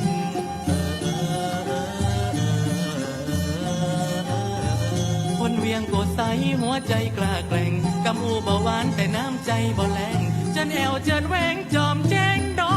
ยเล็งเส้นทางรถไปถึงเด่นชัยปลายทางพี่อย่าป้าน้องนางมาถิ่นนี้พระธาตุสุโธนมงคลคีรี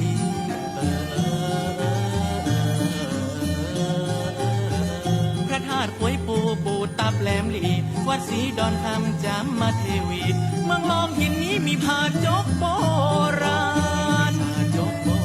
ลาแล้วเมืองลองมาแอวเมืองสองรองกวางมาแอว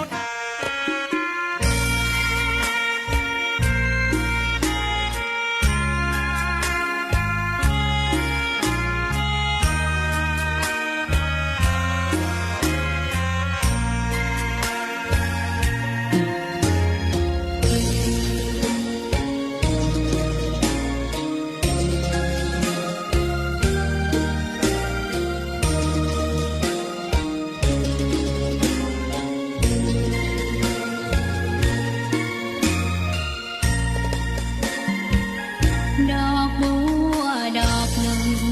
ตึงใจไว้เพื่อบูชาแด่องค์พระศาสดา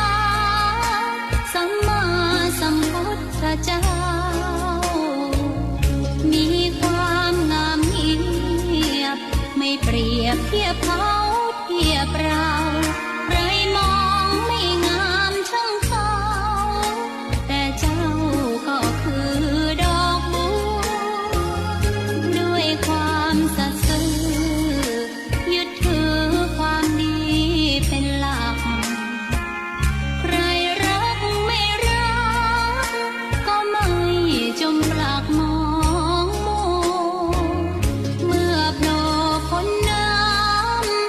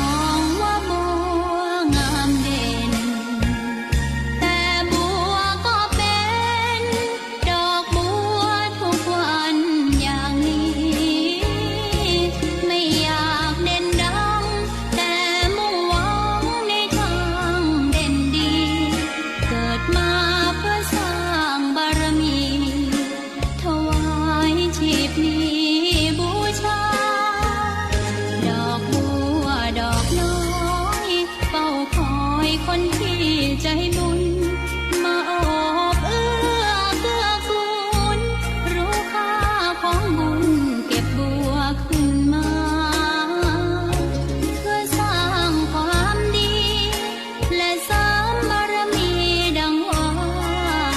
ใช้ดอกบัวนี้บูชาพระสัมมาสัมพุทธ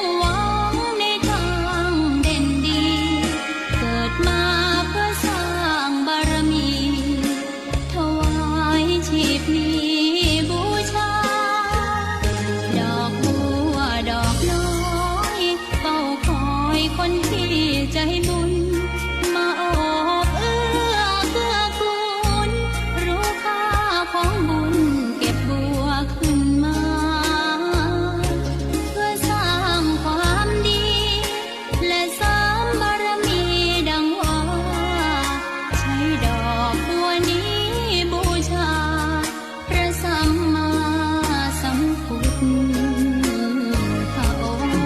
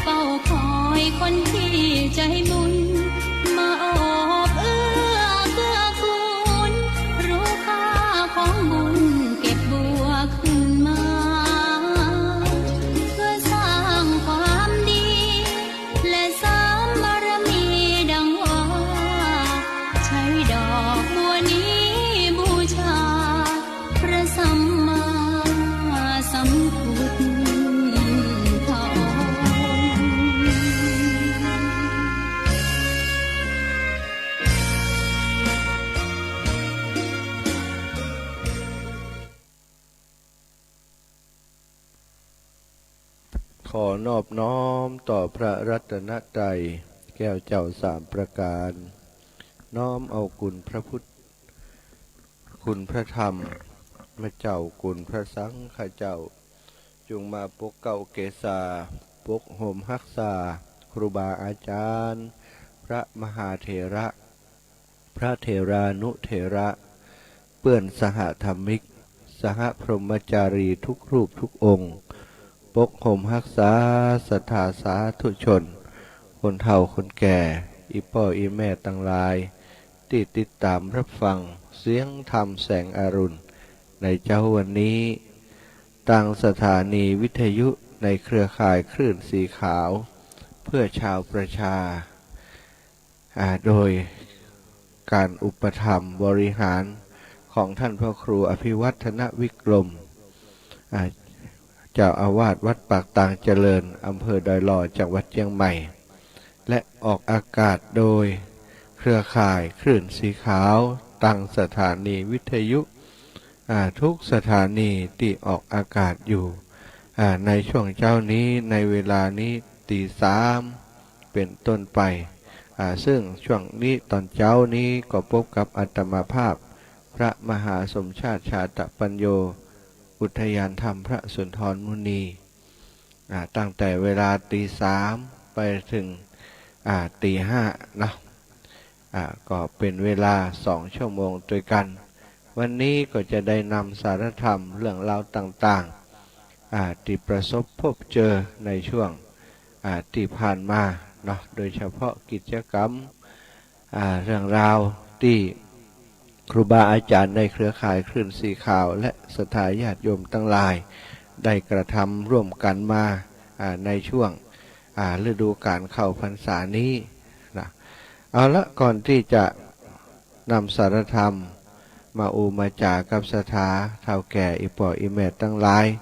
ก็ป้ากันไหว้พระสวดมนต์เจ้าแห่งกรรมก่อนเนาะตามที่เราเคยทำกันทุกครั้งที่พบกันก่อนที่จะนำสารธรรมมามาจากันก็เตรียมจิตเตรียมใจตอมจิตตอมใจบางห้องตื่นมาสลืมสลืออยู่นะได้ยินเสียงสวดมนต์ก็สวดมนต์ด้วยกันบางห้องก็นอนอยู่ในมุ้งนะก็สวดมนต์ไปตยก็ได้เนอะเอาใจสวดไปเนาะถ้าจะเอาปากสวดด้วยกันกันลุกมานั่งเหี่ยกำสวดด้วยกันก่อนนอนต่อก็บ่เป็นอย่างเนอะจะได้กราบพระพร้อมกันก่อนกราบ1พุทโธเมนาโถกราบ2ธัมโมเมนาโถกราบ3สังโฆเมนาโถอิมินาสการเรนะพุทธังอภิปูชยามิอิมินาสการเรนะธัมมังอภิปูชยามิอิมินาสการเรนะสังฆังอภิปูชยามิอะระหังสัมมาสัมพุทโธภะคะวาพุทธังภะคะวันตังอภิวาเทมิกราบสวากขาโตภะคะวะตาธัมโมธัมมังนะมัสสามิกราบสุปฏิปันโนภะคะวะโตสาวกสังโฆสังฆังนะมามิกราบนะโมตัสสะภะคะวะโตอะระหะโตสัมมาสัมพุทธัสสะนะโมตัสสะภะคะวะโตอะระหะโตสัมมาสัมพุทธัสสะนะโมตัสสะภะคะวะโตอะระหะโตสัมมาสัมพุทธัสสะพุทธังสรณังคัจฉามิธัมมังสรณังคัจฉามิ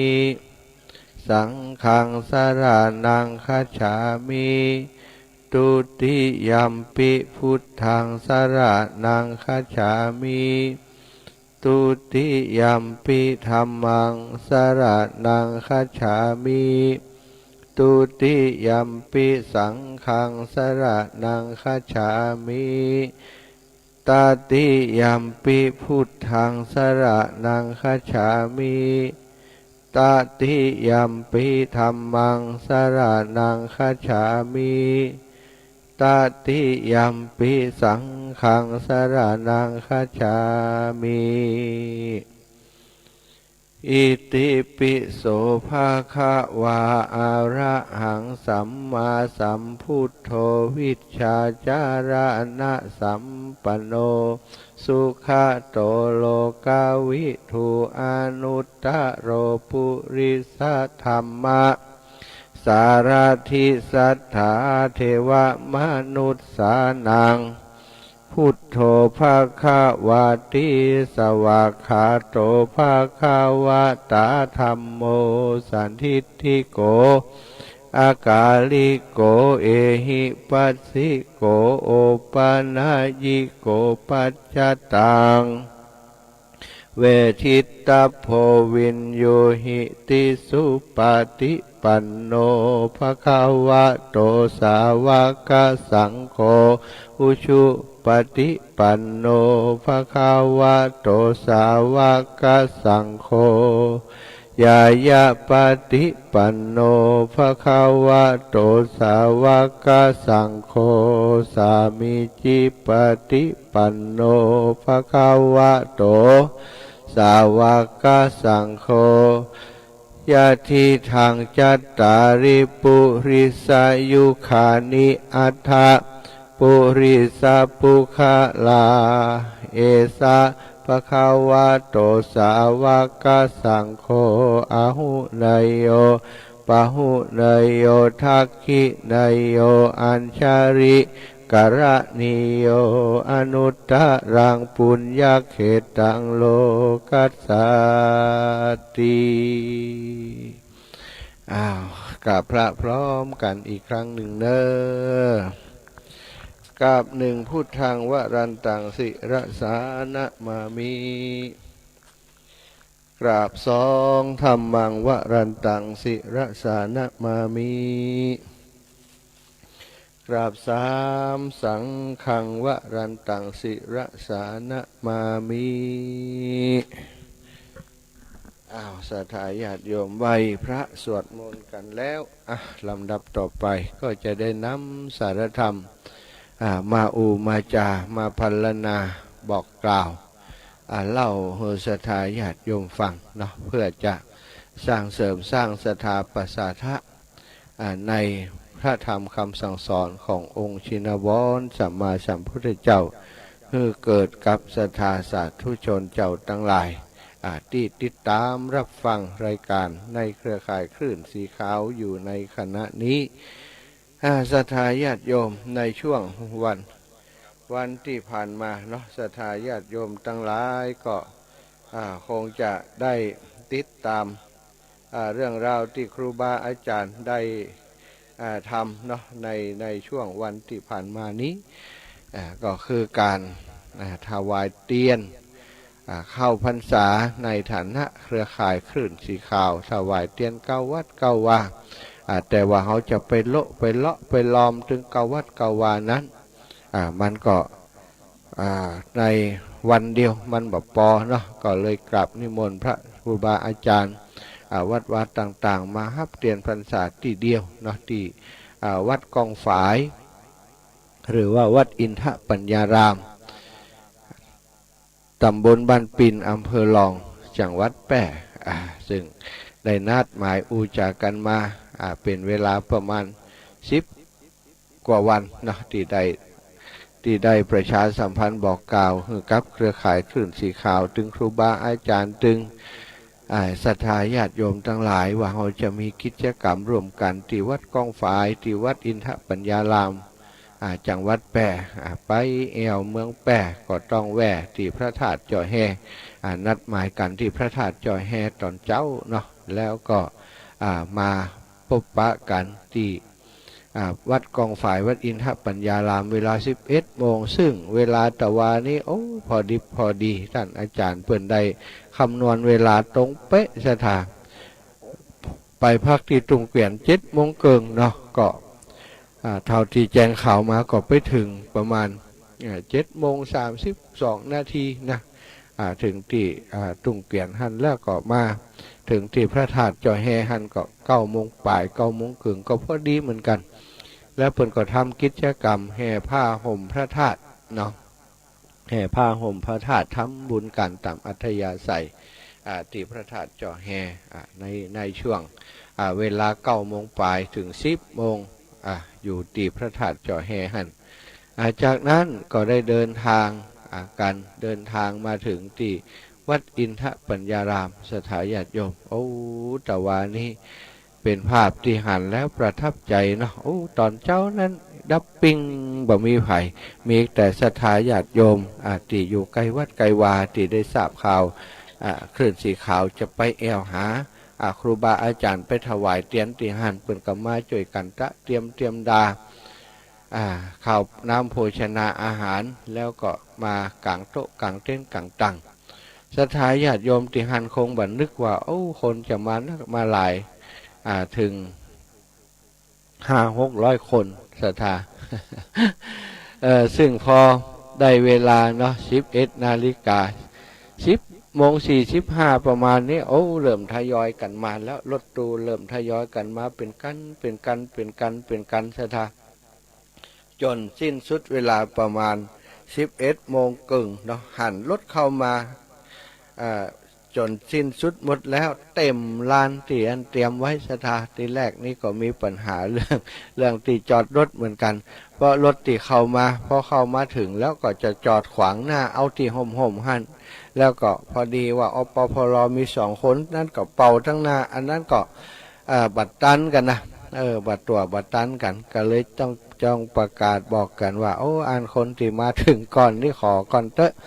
ไปจอดทางในพุ่นทางในช่ำห่มทำไมช่างดีกว่านะเปิ้นก็เข้าไปจอดทางในกันเป็นที่เรียบร้อยนับรถแล้วตะวานี่ศรัทธาเนาะนับรถที่เดินทางไปด้วยกันนี่ถ้าเป็นรถตู้นี่เกือบ60 กันนะได้57 กันรถตู้นะ57 กันศรัทธารถส่วนตัวแหม22 กันรวมกันแล้วรถตึงหมดเนี่ยมีอยู่79 กันดูเปิ่นนับกันละเอียดนะแต่ว่านี่นะถึงรถส่วนตัวถึงรถตู้ที่เหมากันไปจำนวนคนนะ600 กว่าคนที่ไปแต่ว่าพร้อมกับพระสงฆ์แหมครูบาอาจารย์พระสงฆ์องค์สังฆเจ้า28 รูป28 รูปที่ได้เดินทางไปร่วมกันที่วัดกองฝ่ายตะวาศรัทธาอาตมาภาพนี้ไปก่อนเปิ่นก่อนตันไปเตรียมตัวเตรียมเครื่องอันเสียงเนาะเตรียมในเรื่องของการถ่ายทอดสดรวมกับทางวัดฝ่ายหินแล้วก็ไปทำหน้าที่อูจาสลับกับเปิดเพลงไปพ่องช่วงที่รอครูบาอาจารย์จริงๆแล้วก็จัดรายการทางวิทยุตั้งแต่ตี 5เนาะตี 5 ถึง 7 โมงและต่อจากนั้นก็เป็นลักษณะการรายงานสดในพื้นที่ก็ได้ได้จาได้บอกให้ศรัทธาญาติโยมที่อยู่ตั้งบ้านได้รับฟังว่าคณะนี้มีเหตุการณ์อะไรอย่างเกิดขึ้น ที่วัดกองฝ่ายนี่พ่องเนาะมีศรัทธาญาติโยมมาแล้วยังมีไผมาแล้วยังเรื่องราวต่างๆไปอีปล่อยอีแม่ติดตามอยู่ตั้งบ้านได้รับฟังแล้วก็เปิดโอกาสให้ศรัทธาญาติโยมตั้งบ้านโทรมาสื่อสารมาพ่องมามาจากันพ่องบางพ่องโทรมาก็บอกว่าอีแม่ไปด้วยเปิ่นบ่ได้ทันแล้วก็บ่ฮู้ว่าไผไปพ่องเลยบ่ได้ฝากเปิ่นไปหอมบ่เดี๋ยวนี้อีแม่ใครหอมเปิ่นเนี่ยจะได้ดีอีนะเนี่ยจะได้ดีก็เลยบอกว่าก็บ่เป็นอย่างนะอีแม่จะหอมเท่าใดเดี๋ยวตุจะหอมคือก่อนก็ได้แล้วก็วันหลังอีแม่ก็ใจคืนตุเอาอีนะเป็นพ่องเปิ่นก็ดีอีแม่อีแม่จะหอม100อีแม่จะหอม200บางพ่องก็400-500ก็มีศรัทธาที่เปิ้นเติมเต็มใจจะหอมเนาะบางพ่องบ่หอมอย่างเดียวเนาะหอมหลายอย่างอันอีแม่หอมอันเตียนตวยอีแม่หอมอันวัดเหล่ามณฑาตวยอีแม่หอมกับน้ำกับไฟให้ท่านตวยก็จำเป็นได้ลงรายการให้เป็นอย่างเนาะเฉพาะที่เปิ้นหอมอัน เตียนพรรษาที่ฝากตั้งอาตมามาตะวานี้มีที่เปิ่นฝากมาเนาะนับดูแล้วมีอยู่2,560เนาะ2,560อันนี้คือจำนวนที่เปิ่นฝากอาตมาตอนเจ้านะการจัดรายการตอนเจ้านี่ก็ดีเหมือนกันตอนถ่ายทอดสดมีศรัทธาคนเฒ่าคนแก่เปิ่นฝากหายฝากหอมมาก็ได้ทำหน้าที่เป็นสะพานบุญหายหอมให้เปิ่นไปบ่จะได้อวดว่าโอ้มีสตังนักมีสตังหลายแต่ประการใดศรัทธาก็ติดยามที่กระเป๋าไป3 ปันหน่อยๆเนี่ยเนาะเป็นศรัทธาญาติโยมนั่นแหละเปิ่นหอมมาไปหันไปนี่หับกินหับตานมามีตังก็เก็บใส่กระเป๋าไปตัวน้อยนึงเก็บใส่ยามไปตัวน้อยนึงเพื่อมีภาระจำเป็นต้องใช้นั่นใช้นี้เติมน้ำมันกายซื้อของอันนั้นอันนี้เนาะดูแลตัวเองกันก็เอาติดไปตัวพอดีเปิ่นว่าหอมฮื้ออีแม่น้อยเฮาพอก็เฮาก็มีอยู่ก็หอมฮื้อเนาะส่วนใหญ่ก็คือศรัทธาญาติโยมที่เปิ่นเกยไว้วานอาตมาฮื้อหอมฮื้อทั้งนั้นนะที่พอรายจืดแล้วตะวานี้เปิ่นก็เป็นศรัทธาญาติโยมที่เคยฝากฮื้ออาตมาหอมนะถ้าโยมแม่ท่านหนึ่งเนาะโยมแม่สีทอนจมฟองสันทรายเนี่ยบ้านป่าไผ่สันทรายเนี่ยถ้าเปิ่นอยู่ดีสบายก็คงจะเป็นอีกคนหนึ่งที่โทรฝากเนาะเพราะปกติแล้วจัดรายการที่ดอยนางแก้วก็ทำกิจกรรมถ่ายทอดสดรายงานสดกุแต่อีเมลจะต้องโทรเข้ารายการท่านนะหอมเฮ้ยอีเมลจิ้มอีนะตะวานี้บ่มีเสียงของอีเมลเนาะก็เพราะเหตุผลว่าช่วงก่อนนั้นตอนที่รู้สึกว่าวันที่13-14ศรัทธาอาตมากำลังเดินทางไปที่หม่อนพระศรีสองเมืองเดินทางไปที่หม่อนพระศรีสองเมืองก็ได้รับโทรศัพท์จากเป็นเบอร์ที่บอกฮู้จักเอาไปเอามาก็ฮู้ว่าเป็นเบอร์ของลูกเบาของโยมแม่สีทอนจมฟองเปิ่นโทรมาหาแล้วก็เล่าระยะตอนที่เดินทางเนี่ยรถมันบ่มีแอร์มันต้องเปิดกระจกซะท่าโซ่เขาก็ฟังบ่ได้ความว่าเปิดไหวจะได้เป็นเสียงของโยมแม่สีทอนจมฟองเพิ่นโทรไปหาเนาะก็ได้ได้จ่าว่าอีแม่บ่สบายอยู่โรงพยาบาลอีน่ะเขาก็ว่าเดี๋ยวเขาจะโทรกลับแล้วก็ไปถึงหม่อนสีสองเมืองก็บ่ได้โทรกลับจนมาถึงตะวาบัดแรงก็ลูกของเพิ่นก็โทรมาแหมว่าอีแม่บ่สบายเนอะท่านอาจารย์อีแม่อยู่ที่ห้อง ICU เนาะอันนี้ก็น่าเป็นห่วงเหมือนกันเดี๋ยวจะเล่าให้ฟังว่าจะได้ต่อเนาะเรื่องของโยมแม่นี้จะสรุปในเรื่องของการถวายเทียนตะวาก่อนเนาะ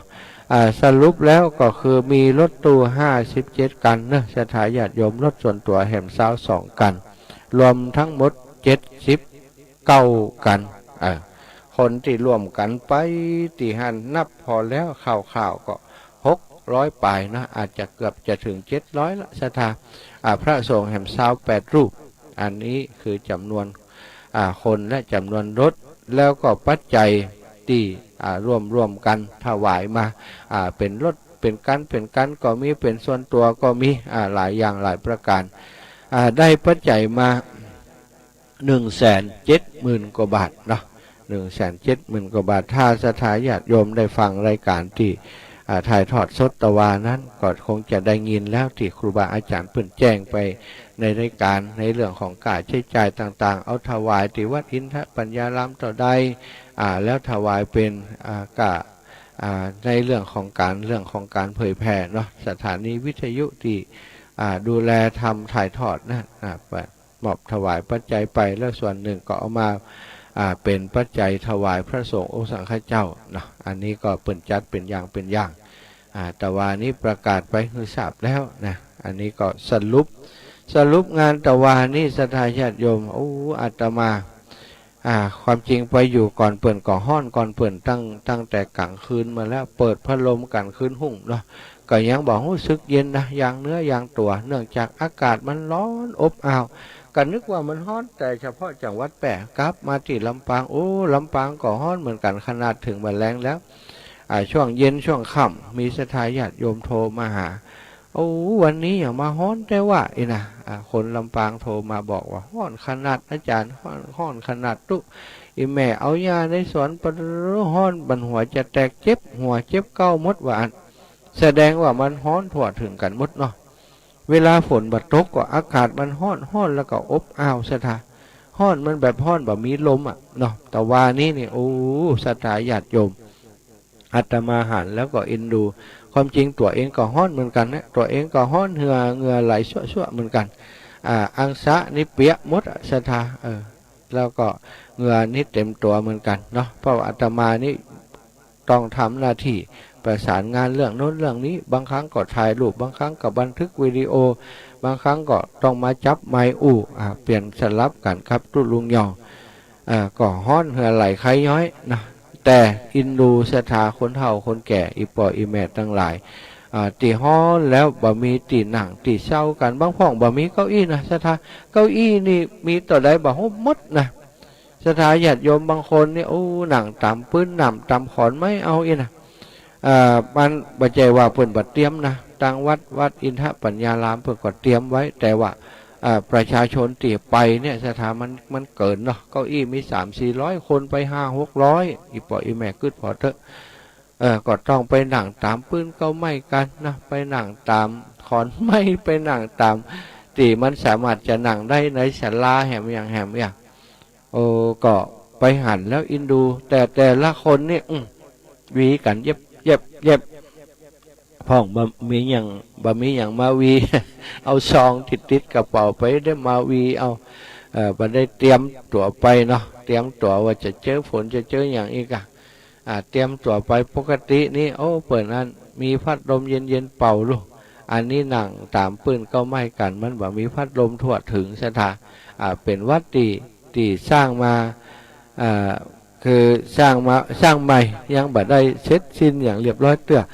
วิหารก็ยังบ่ได้แปลงกันเตื้อเนาะครูบาอาจารย์เพิ่นก็เริ่มสร้างกันมาประมาณ10 กว่าปีเหมือนกันเนาะแต่ว่าได้สร้างสิ่งอื่นสร้างศาลาสร้างห้องเก็บของสร้างศาลาการประเรียนเนาะสร้างอาคารอเนกประสงค์สร้างกุฏิเสนาสนะอย่างต่างๆแล้วก็ปัจจุบันนี้มีพระสงฆ์ครูบาอาจารย์ที่จำพรรษาอยู่หันเพียงรูปเดียวมีหลวงตาอยู่หันรูปหนึ่งแต่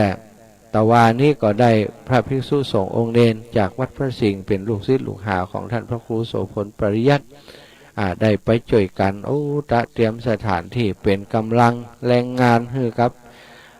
ครูบาอาจารย์เพิ่นเนาะล้างเก้าอี้เอาเก้าอี้มาตั้งมาเรียงกับสถาญาติโยมป่อบ้านแม่บ้านของวัดกองฝ่ายหันสถาเป็นเนี่ยหน้าไห่หน้านาเนาะคนทั้งหลายเนี่ยถ้าถามว่าป่อบ้านแม่บ้านเพิ่นมากันหลายก็มาเกิงเนาะไปเนี่ยการเกิงนึ่งมาหันเกิงนึ่งเพิ่นก็คิดว่าต้านเตียนบ่ได้คงบ่มีคนนักคนหลายแต่ปัดเต้าคนหันคนเข้าไปแต่ว่าเพิ่นก็ให้ตกใจเหมือนกันรถตู้เข้าไปถึง57กันรวมรถทั้งหมดแล้ว79กันนี่บ่ใจซะหน่อยนะสถาญาติโยมคนเฒ่าคนแก่ก็ไปกันหนักกันหลายที่สำคัญก็คือได้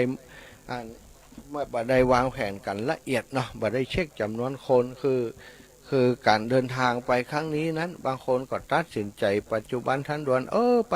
แม่ก็ไปรถมันปอกับต่อเพิ่มเติมรถมาแหมที่แรกมี20 กว่ากันเอาไปเอามาเป็นถึง57กันรถตู้สถาเลี้ยเข้าไปกันอันนี้เรื่องของอาหารก็บอกค่อยเพียงพอต่อใดต่อวานี่นะอาหารลงตาลนี่สังเกตจากว่าบางคนเนี่ยไปพอลงตาลมันหมดเห็นแล้วท่านถามแม่หิวเข้าก็หิวอยู่ ก็เลยบางคนที่เพิ่นเอาเข้ากับป่ามาถวายอาตมานะอาตมาก็บอกว่าแม่วันนี้เขาเจ็บต้องเขาฉันบ่ได้นะเขาฉันแต่อาหารที่มันบอกปอเพชรบอกปออย่างเปิ่นเตรียมน้ำพริกเฮ็ดลมมาผ่องน้ำพริกหน่อไม้มาผ่องถึงมันแสลงต่อโลกกระเพาะนะอาตมาฉันบ่ได้ก็เลยว่าแม่เดี๋ยวเอาไปเอาที่นั่นกันแล้วกันที่เป็นเอามาถวายเขานะเขาฉันบ่ได้ก็ได้กินก็มีบ่ได้กินก็มีศรัทธาบางคนเนาะก็เป็นที่น่าหันใจแต่ก็บ่ได้ โทษตั้งครูบาอาจารย์ตั้งเจ้าภาพที่เปิ้นต้อนรับแต่ประการได้สถาของอย่างอีบางครั้งบางทีนี้เปิ้นความที่มันบ่ได้แน่ใจว่าคนที่จะไปมีประมาณเท่าใดเนาะมันก็อาจจะคำนวณผิดไปสักเล็กสักน้อยเอกแต่ก็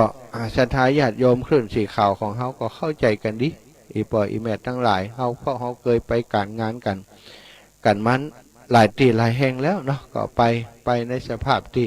สมบูรณ์แบบก็มีไปสภาพคัดสนก็มีเอกมันก็เคยไปกันมาแล้วแต่ส่วนใหญ่โดยทั่วไปก็จะช่วยเหลือตัวเองกันเอาข้าวน้ำโภชนาอาหารไปตัวอยู่แล้วห่อเข้าติดอยู่แล้วแต่ตะวันนี้หลังจากออกจากวัดกองฝ่ายมาหลายคนตีเปิ่นยังต้องการจะหาอาหารอยู่เปิ่นก็ไปแวะตามสถานที่ต่างๆกินข้าวกินปลากันก็มีแต่ถึงว่าการต้อนรับขับสู่ตะวันนี้ก็สุดยอดเนาะต่างประชากรเปิ่นมีบ่นักแต่ว่าเปิ่นก็ดูแลคนที่ไปร่วมกิจกรรมตะวันอย่างทั่วถึงน้ำท่าก็ดีแล้วก็สิ่งที่คนเฒ่าคนแก่ในพื้นที่เปิ่นมานั่งนั่งจ้ากับคลื่นสีขาวของเฮากับคนเฒ่าคนแก่อีปออีแม่ในคลื่นสีขาวของเฮาก็เป็นภาพที่น่าประทับใจโดยเฉพาะอย่างยิ่งพี่น้องคลื่นสีขาวของเฮาหันตะวานี้อาตมาชื่นใจนึกถึงตอนที่เปิ่นไปแอวหาอาตมาตอนนั้นเนาะก็ไปอย่างเอี้ยศรัทธาอันนั้นแค่เช้ากว่ากันนะรถตู้เช้ากว่ากันคนบึดแล้วอันนี้57กันเกือบจะ60ศรัทธาแล้วคนจะหนักหนาประมาณเท่าใดเนาะคนที่จากลำปางไปตะวานี่นะโยมแม่เสียโยมปนเอกนี่เปิ่นไปแห่มกันหนึ่งก็เลยได้หันกันได้ได้จ่าแต่โยมแม่เสียนี่เปิ่นไปรถแห่มกันไปรถตู้บ่ปะโยมแม่เสียกำนะแล้วก็โยมพี่น้องต่างบรรณากวางนาฟานก็ปะกันบักกี่คนที่ได้ได้จ่ากันศรัทธาส่วนนอกนั้นก็บ่ได้ได้จ่ากันเนื่องจากว่าอาตมาต้องดูแ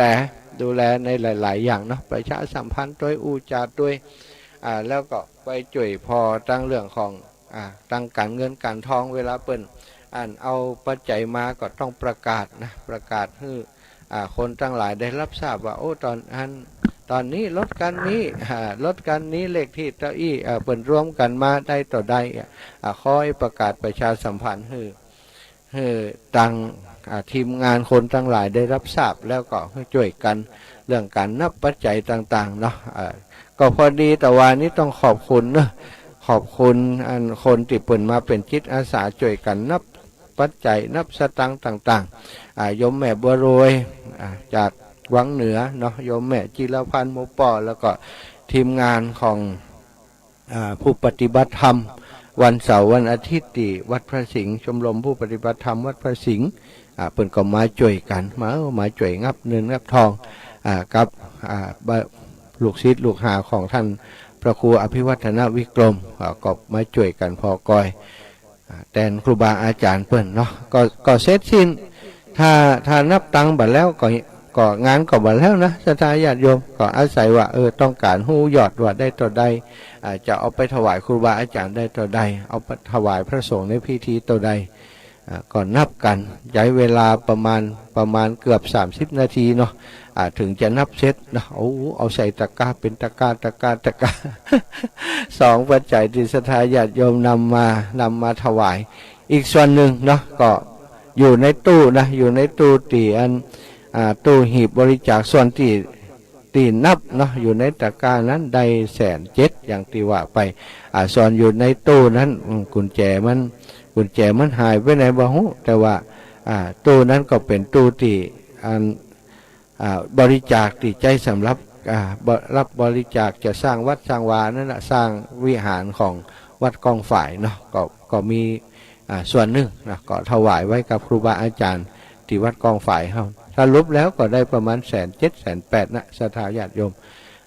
ตัวเลขยังบ่นิ่งเตื้อทอดว่าตอนตะวานี้บางคนก็ยังเอาซองมาฮือตั้งหลังแหมเนาะ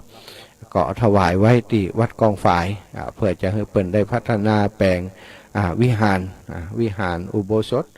อาจารย์ว่าเพิ่นจะแปลง3 in 1อีกว่ะถึงวิหารถึงอุโบสถถึงศาลาอยู่ด้วยกันหั่นคือมันใจประโยชน์ได้แบบครอบคลุมนี่นะแต่ว่านี้มีตีเพิ่นโทรไปเนาะแต่คืนนี้เพิ่นยังโทรมาถามอยู่ท่านอาจารย์หอมเฮ้ยแม่แล้วยังนี่นะก็ประกาศไปโดยก็จดชื่อไปโดยหอมไปโดยหันเนาะก็เป็นที่เรียบร้อยไปเพราะบาอันถ้าจดแล้วเฮาบามาจัดการหอมฮื้อนี่มันจะซับสนปนเปสถาญาติโยมแต่ว่านี้มีโยมแม่ซิมเนาะแม่ซิมเกาะขานี่อีแม่ฝากหอมเตียนแหม100หอมตีดินแหม100ได้หอมฮื้ออีแม่แล้วแต่ว่าบัดแรงกลับมาบ้านกลับมาที่อันอุทยานธรรมสุนทรมุนีโยมแม่เพิ่นก็โทรมาแหมโทรมาว่าท่านอาจารย์อีแม่ขอหอมอันท่านครูบาอาจารย์จิมอีนะอันหอมโอนไปให้อีแม่จิมอีเนาะเพิ่นก็ฝากหอมท่านพระครูพิวัฒนวิกรม200หลวงปู่ดอย200เนาะแล้วก็ถวายเป็นการน้ำกาไฟที่นี่แห่ม300อันนี้ก็จะจัดการให้โยมแม่เนอะจะจัดการดูแลให้เพิ่นก็ฝากคนเฒ่าคนแก่เนาะเพิ่นตั้งใจจะร่วมทำบุญแล้วก็ถ้าเพิ่นปัจจัยเพิ่นพร้อมแล้วเพิ่นก็จะนัดขยมเพื่อไปเอาหลายครั้งแล้วเนาะจะไปฝากไปหอมที่ดอยนางแก้วเพิ่นก็ใช้วิธีนี้ในการฝากอาตมาไปวันนี้ก็ขอประชาสัมพันธ์ส่วนหนึ่งที่เปิ้นฝากหอมตะวาเนาะส่วนที่เปิ้นถวายในงานก็มีหลายอยู่เดี๋ยวก่อยประชาสัมพันธ์ให้วันหลังกันแล้วกันโยมแม่เกี่ยงคำว่าแก้วนี้ตะวานี้200 บาทนะแม่นางคำอายเด่นสลี200 บาทเนาะโยมแม่ชิมมุนีแก้วตะกี้ที่บอกเนาะก็หอมเทียน100หอมที่ดินวัดเหล่ามณฑา100แล้วหอมทุนการศึกษามจรแห่ม100หอมหลวงปู่ดอย200ขั้นพระครูพิวัตร200แล้วก็น้ำกาไฟสุนทรมุนี300แล้วโยมแม่แสงลากาใจบ้านสีดอนใจหอมเนาะหอมตีดินหอมเตียน100หอมตีดิน200ค่าน้ำกาไฟ100แม่นวลเทพเสด็จแม่นอนจากแม่นวลเทพเสด็จหอมเตียน100หอมตีดินเหล่ามณฑา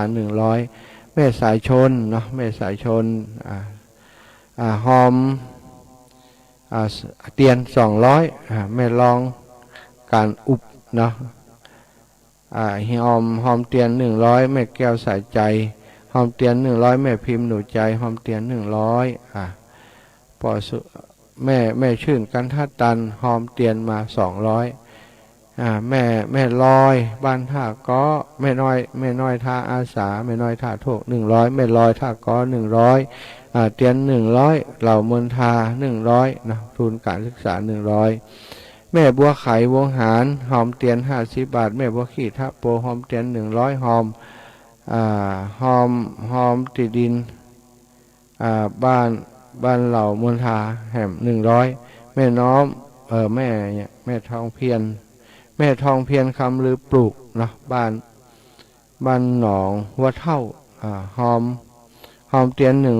100หอมกะน้ำกับไฟ100แม่แก้วหอมเตียน100แม่แก้วบ้านแม่แก้วสิงแก้วบ้านกาดโป่งหอมเตียน100หอมกะน้ำกับไฟ100แม่ไพฑูรย์ศรีมินิพันธ์นะหอมเตียน100หอมกะน้ำกับไฟมา200อันนี้ก็เป็นรายชื่อของสถาญาติโยมที่ให้หอมตะวาที่ได้ประชาสัมพันธ์ไปเนาะสถาญาติโยมขออนุญาตดูเวลาหน่อยหนึ่งเนอะเวลาขณะนี้ 3:38 นาทีถึงญาติโยมเนาะญาติโยมตะกี้นั้นคือแม่สีทรจมฟองนั้นแต่ว่าเมื่อแรงตอนที่อาตมากลับมานี่โยมก็หันเบอร์โทรศัพท์ที่อาตมาบันทึกชื่อไว้โทรเข้ามาก็ฮับสายไปปลายสายได้โทรมาแจ้งบอกว่าท่านอาจารย์ตอนนี้โยมแม่สีทรจมฟองเปิ้นอยู่ที่โรงพยาบาลสันทรายเนอะอยู่ที่ห้อง ICU อาการเปิ้นนักท่านอาจารย์ตอนนี้โดนครอบ สายเครื่องออกซิเจนอย่างพลุงพลังไปหมดอยู่ในห้อง ICU อาการก่อนนักละแล้วก็โยมแม่เปิ่นบนถึงท่านอาจารย์ตลอดเวลาบนถึงท่านอาจารย์พระมหาสมชาติอยากจะหันหน้าแล้วก็ลูกหลานก็เลยถามว่าอยากจะให้เปิ่นมากะก็ว่าจะได้หรือว่าจะให้เปิ่นโทรมาถามว่าอยากจะให้เปิ่นมากะโยมแม่นี่ก็จะบีบมือแน่นนะอยากจะให้ไปฉะนั้นวันนี้อาตมาก็ว่าจะเดินทางไปเยี่ยมไปดูเนาะไปเยี่ยมไข่โยมแม่ที่โรงพยาบาลสันทรายอาตมาคิดถึงเนาะตอนที่โยมแม่อ้วนแม่อ้วนดอยหล่อที่เปิ้นได้เสียชีวิตจากไปนั้นอันนั้นก็เหมือนกันซะทาไปหาอาตมาที่ดอยนางแก้วครูบาอาจารย์รูปอื่นหันหมดแล้วยังบ่ได้หันท่านอาจารย์มหาสมชาติคำเตือนตอนนั้นอาตมาก็จัดรายการอยู่ใหม่ๆเปิ้นก็อยากจะหันหน้าหันตาว่าเป็นตัวจะได้ เป็นคนจะได้เนาะก็สุดท้ายเปิ้นไปหาถึงอันดอย42เมืองดอยนางแก้วบ่ได้ปะกันชะกรรมเปิ้นกลับมาก็อันอยู่ได้บ่กี่วันแล้วเปิ้นเสียชีวิตจากไปอาตมาก็ยังเสียใจจนถึงวันนี้ว่าอันวาสนาของคนเฮานี่ก็แปลกจะหันกันอยู่หั่นแล้วทำให้แคล้วคลาดบ่ได้หันกันสักคำแล้วสุดท้ายก็มาจากไปจนบ่ได้หันกันตราบเท่าทุกวันนี้แต่ก็ได้หันรูปอยู่แม่ยายอ้วนนี่นะมันกระตื้มบัดเต็มใจอยากหันหน้าหันตาได้ได้จากันเนาะสถาวันนี้แม่สีทอนจมฟองนั้นเวลามีงานติหม่อนสีสองเมืองเปิ่นเรื่องพระเรื่องอย่างก็ดีอีแม่ก็จะโทรหาว่าท่านมาหาจ้องให้แม่จิมเนอะเอาให้อีแม่จิมเนาะเขาก็ฝากเหรียญไปให้อีแม่แล้วนะแต่ว่าปัจจัยนั้นเปิ่นบ่มีไผ่ทำหน้าที่โอนให้เปิ่นก็เลยเขาก็บอกว่าอีแม่เอาใส่ซองไว้หั่นเดี๋ยวเขามีเวลาเขาจะไปเวลาเปิ่นอยู่ดีสบายเปิ่นก็โทรมาหาตลอดบัดใดจะมาหาอีแม่บัดใดจะแวะมาตังเพเขาก็ไกลไปไกลมาเนาะไกลจากเชียงใหม่ขึ้นมาหม่อน42เมืองก็เลยบัดได้แวะหาเปิ่นสักเตือสถาจนมาฮู้ข่าวว่าเปิ่นบ่สบายเปิ่นก็คงเป็นกังวลว่าบัดใดอันเอาตังค์ให้ตุเจ้ากำเตือบัดให้ใจนี้ใจศีลกำเตือแต่เปิ่นใส่ซองไว้หมดละสถาอันนี้เปิ่นก็เป็นห่วงเนาะเป็นห่วงกวดติดนี่ตุเจ้าอีกก็อินดูเปิ่นอะละนะวันนี้ก็เลยว่าจะเดินทางไปแล้วมาคิดตอนเจ้านี้ว่าวันนี้ก็อยากจะอันเตะทำสักผูกหนึ่งเนาะเฮ้ยแม่เปิ่นเป็นเจ้าภาพแล้วก็อุทิศไปเฮ้ยเจ้ากรรมในเวรของเปิ่นเป็นธรรมที่เปิ่นนิยมเอามาเตะกันเวลาคนอยู่เจ็บป่วยป่วยไข้บ่อยู่ดีสบายนะเจ็บเป็นนักบรรเทาเปิ่นนิยมการที่จะปุจจาธรรมมหาวิบากมาเตะแต่ว่าทางครอบครัวของเปิ่นก็สื่อสารมาอยากจะให้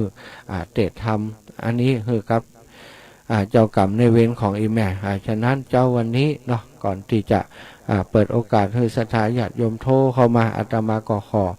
เตะธรรมมหาวิบากอุทิศกับให้เจ้ากรรมในเวรของโยมแม่สีทอนจมฟองซึ่งอีแม่บ่สบายอยู่ที่โรงพยาบาลสันทรายอยู่ในขณะนี้เนอพรหมาจโลกาธิปติสหัมปติกัดอัญเฉลียทิวลังอายาจัตถาสันติทาสตาปรชักขจาติกาเทเสตุธรรมังอนุกัมปิมังปะชังอลาธนังกโรมานะโมตัสสะภะคะวะโต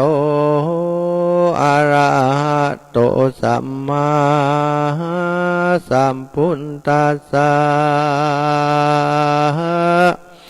เอวัมเมสุตังเอกังสัมมะยังภะคะวะสาวัตติยังวิหารติเจตวะเนอนาตาปินดิกัสสะราเมสุตันเตียอาทิกังนิตาวันจานังกัมเมตนวะเอวเมสุตังนี หากเป็นกรรมแห่งมหาอานันตเถระเจ้าอันใดสดับรับฟังมาแต่ข้าอูบแก้วกล่าวคือปากแห่งพระพุทธเจ้าหากกล่าวแก่อระหันตา500 ตนอันมีพระมหากัสสปะเถระเจ้าเป็นเก้าเป็นประธานเมื่อปะธรรมสังฆายานาธรรมวันนั้นดังจักวิสัชจานาไปนานิเตอเอกังสะมายังมีสะมายาการะขาบหนึ่งพระกะวาอันว่าพระพุทธเจ้าก็สถิตสำราญเฝ้าอยู่ในป่าเจวนาอารามอันนายอนาตาปินดิกัสสะสร้างทะไหวเป็นตานที่ไกลเมืองสาวัตถีราชธานีก็มีแลเตียนั้นยังมีพระมณะผู้หนึ่งหากฉลาดด้วยโวหารกันว่าพระสาลงยานได้อยู่ในที่แห่งใดมันก็เข้าไปขับไว้ถามพระพุทธเจ้าว่าปันเตภะกวาข้าแด่พระสัพพัญญูยอดซอยอันว่าคนใหญ่น้อยยิ่งใจมีตนว่าเต่าพระยาก็ดีมีสั่งเมียวันนะและชีวิตบ่เหมือนกันพ้องก็มีรูปปันวันนะงามล้วนทวนผ่องก็มีรูปบ่งามผางลายผ่องก็ได้เกิดที่ข้าขุนเต้าพระยามหาเศรษฐีพ่องกอดทุกไร่เข็นใจคนหญิงใจล้างพ่องนั่นก็มีอายุมันยืนยาวหาพายาติโรกาบ่ได้ล้างพ่องนั้นใช่เกิดมาก็ป่วยใครมีพยาธิและเบียดเบียนบีตาบ่ขาดล้างพ่องก็มีอายุสันปันตายล้างผ่องนั่นก็ริรอมเข้าของเงินคำไว้มากนักกันจักเอากินใจเตตานก็กลัวจักเสียงเต่าทะหนีไว้นั่นแลล้างผ่องก็เมียพายาปัญญาชะเหลียวชะลาดจุอันล้างผ่องก็ปึกตันตุนจ้าหาพายาปัญญาบ่ได้ล้างพ่องก็เป็นคนหูหนวกตาบอดอันว่าคนทั้งหลายฝูงนี้จักมีกรรมวิปากใดจาขอพระพุทธเจ้าใดขุนหน้าภายโพธิเดชนาธรรมแก่ผู้ข้าได้ฟังแด่เธอที่นั่นพระพุทธเจ้าจักกล่าวแก่ยังปัญหาก็กล่าวคาถาว่าอิมังโลเกสัตตาชาโตโกจิสรูปมานิกาโหติโกจิอสุรูปามานิกาโหติโกจิพระหูสัมปัตติงโหติโกจิทุกขตานาถาโหติโกจิวิหิงสาโรคาโหติโกจิทีคายุโหติโกจิอทีคายุโหติอิเมสัตตากิงกัมมาวิปากะวิปาเกนะโหติตุมเหอัมหากังอิมังธรรมะเตสะนังยาจะทะดังนี้เป็นต้นดูอาราตันพามภูคาละหญิงใจผู้ใดได้เกิดมามีรูปโฉมนมพันงามดังอาน ก่อย้อนว่าจัดก่อนนั้นได้หือตานรักษาศีลธรรมบอกขาดกันว่าได้เกิดมาในภาวะจัดนี้จริงมีรูปงามเป็นที่หุมฮักแก่คนและเทวดาทั้งหลายก็เพื่ออันแลดูกาลตันปามปุกะละผู้ใดเกิดมามีรูปบ่ดีบ่งามผังร้ายดังอ่านก็ย้อนว่าจัดก่อนนั้นมันบ่ได้หือตันรักษาศีลฟังธรรมสักเตื้อป้อยกระทำกรรมยังกรรมเอาไม่ตันผู้อื่นได้ตกทุกข์ลำบากกันว่าเกิดมาในภาวะจัดนี้จึงมีรูปบ่งามผางร้ายก็เพื่ออันแลผู้ขาละยิงใจฝูงใดก็ดี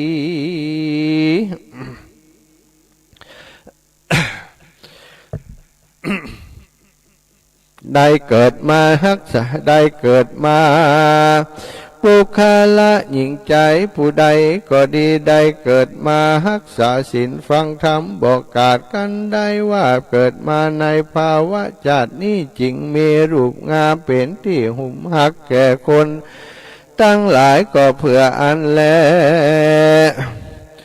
ดูการาตันพรามปุคละผู้ใดเกิดมามีรูปบ่ดีบ่งามฝังร้ายดังอันก่อย้อนว่าจากก่อนนั้นมันบ่ได้หือตันรักษาศีลฟังธรรมสักเตื้อป้อยกระท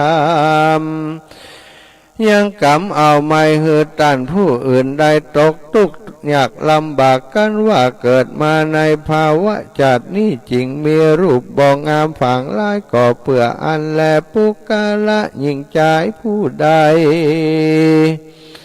ก็ดีได้เกิดมาในข้ากูลผู้มีศีลมีธรรมเกิดมาในข้ากูลเต้าพญามหาเศรษฐีนั่นก็ย้อนว่าจัดก่อนปังหลังได้มีใจยินดี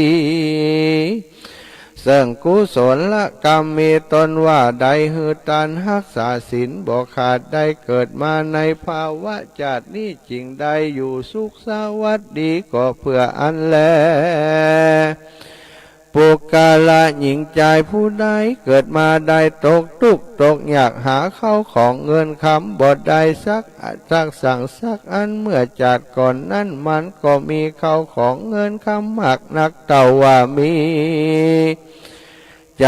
ทะนี่หุมหิวบ่หูจักกินจักกายเตตานกันเกิดมาในภาวะจัดนี้จริงเป็นคนยากไร้เข็นใจก็เพื่ออันแลดูการาท่านพามปุคละหญิงใจผู้ใดเกิดมามีอายุมันยืนยาวหาภัยพยาธิโลกาบ่ได้นั่นก็ย้อนว่าจัดก่อนปังหลังมาได้เหิดตานรักษาศีลฟังธรรมบ่ขาดกันว่าได้เกิดมาในภาวะจัดนี้จริงมีอายุมันยืนยาวก็บ่มีภัยพยาโลกาอาพาธมาบีบเบียนสักเทื่อและนาปัวกาละหญิงใจทั้งหลายฝูงได้เกิดมามีพยาธิบ่ขาดกินยาหลายปากก็บ่หายอายุก็มินสันปันตายนั่นเราก็ย้อนว่าจัดก่อนเก่าเกิดเป็นคนได้กระทำกรรมอันหยาบจ้าหึกหนากันว่าได้เกิดมาจัดนี้จริงมีโลคาพยาธิมาบีบเบียนบีบอกขาดก็อายุมีอายุสันปันตายก็เพื่ออันแลปุกาละหญิงใจผู้ใดได้เกิดมามีหูตาหนวกบอดนั่นเราก็ย้อนว่าชาติก่อนเก่าปังหลังได้เกิดเป็นคนบ่ได้สร้างบุญกุศลสักเทื่อและมันหันยังภิกขุเจ้าและสามเณรเจ้ามาบินดิบาทบินหาคนทุกอยากมาขอทานดังอันมันกอดทะลิแสงบ่หูบ่หันย้อนว่ามันกลัวจักได้หือตานการได้เกิดมาในภาวะจัดนี้จริงมีหูตาหนวกบอดเพื่ออันแลดูกาลตันพามค คนเกิดมาชาตินี้เป็นดีมีเข้าของเงินคำมากนักจักกินก็เสียได้จักทานก็คือกว่าเข้าของไว้วอดเสียงนั้นเล่าก็ย้อนว่าชาติก่อนเก่านั้นได้เกิดเป็นคนมีเข้าของมากนักเต่าว่าถ้าหนีไว้บ่หูจักกินจักทานได้เอาของเงินคำนั่นไปฝังไว้ที่จอมปลวกใหญ่เมินมาการว่าได้มารณาก็ได้ไปเกิดเป็นงูเฝ้าอยู่จูโจดเฝ้าจูยังจอมปลวกอยู่เมินนานหลายจาดกันกำเว้นบ่เสียงขาดได้มาเกิดเป็นคนในภาวะจาดนี่แม้นจักมีเขาของเงินคำสัมปติมากนักก็บ่อาจจักกินและใจได้ก็เปื่ออันแลปวกขลาหญิงใจผู้ใดเกิดมามีพระญาปัญญาชะเหลียวฉลาดดังอันก่อย้อนจาดก่อนนั้นได้สร้างยังกุศลบุญมากนักมีตนว่าได้หือตานรักษาศีลฟังธรรมบอกขาดการว่าได้เกิดมาในภาวะจาดนี้จึงมีพระญาปัญญาเลี่ยมแซวมากนักและปุกระผู้ใดเกิดมาเป็นคนป้อยหาพระญาปัญญาบ่ได้ก็ย้อนว่าจาดก่อนได้ลาสาพระมาดบ่ได้รักษาศีลฟังธรรมได้เกิดมาในภาวะจาดนี้จึงหาพระญาปัญญาบ่ได้ก็เพื่ออันแลปวกขละยิ่งใจฝูงใดมีใจหยาบจ้ามักกระทำบาปกล้าสิ่งเดียวกันว่าได้ตายจากเมืองคนก็ย่อมเอาตนไปสู่ยังที่อยู่อบายถึงสี่ก็มีนาลากะเป็นตนและดูราตันปามปวกขละยิ่งใจฝูงใดมีใจสายชื่นชอบพระกอบตาแต่ตังดีมีหือตานรักษาศีลฟังธรรมเว้นจากกรรมดังตังหากันตายภาคนาจากเมืองคนก็ยอมเอาตนไปเกิดในที่ต้องฟ้าเลิศเมืองสวรรค์ก็มีแลพระขาวาอันว่าพระพุทธเจ้ากันว่าได้สำแดงยังพระธรรมเทศนาดวงผาเสดนี่พระมณะก็มีใจจมชื่นยินดีก็ได้นบน้อมไว้สายยังพระพุทธเจ้าโดยติดเต้าตั้งหาแห่งก็จะอำลาคืนสู่ยังที่อยู่แห่งตนก็มีวันนั้นแลพระพุทธเจ้าก็กล่าวว่าภิกขเวดูราภิกขุทั้งหลายผู้คาระหญิงใจผู้มีพระญาปัญญาจักผาทนาเอายังสุขสามภาการมีนิพพานเป็นที่แล้วดังอ่านกวนกระทำยังบุญแต่และนาบุญเป็นที่เปิ่งแก่คนและเทวดาทั้งหลายบ่มีที่สงสัยแต่และอันหนึ่งปุกคาระผู้ใดมีจิตใจศรัทธาได้ปูจาเอาอย่างดวงธรรมดวงผาเสดนี่เอาตานก็ดีอุติสาส่วนบุญส่วนกุศลไปหาพ่อแม่และญาติกาพี่น้องอันใดตายไปสู่ปาราโลกไปนาก็ดี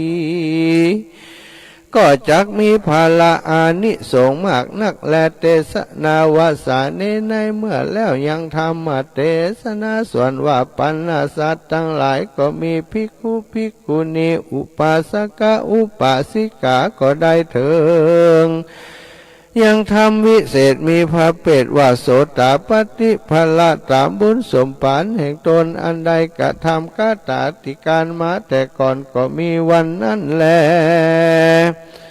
มหาวิปากชาตกังนิธิตังขียาอันกล่าวยังมหาวิบากก็บังคมสมเลศศรัทธาญาติโยมมหาวิบากเนาะเป็นธรรมที่เปิ่นใจเตดเฮือกับคนที่เจ็บเป็นเย็นอุ่นก็ดีเตดเพื่อจะอุทิศบุญส่วนบุญไปเฮือกับคนญาติกาที่ล่วงลับมรณาไปสู่ปาราโลกไปหน้าเปิ่นถือว่าจะมีอานิสงส์ในการที่จะเฮือหายเจ็บหายป่วย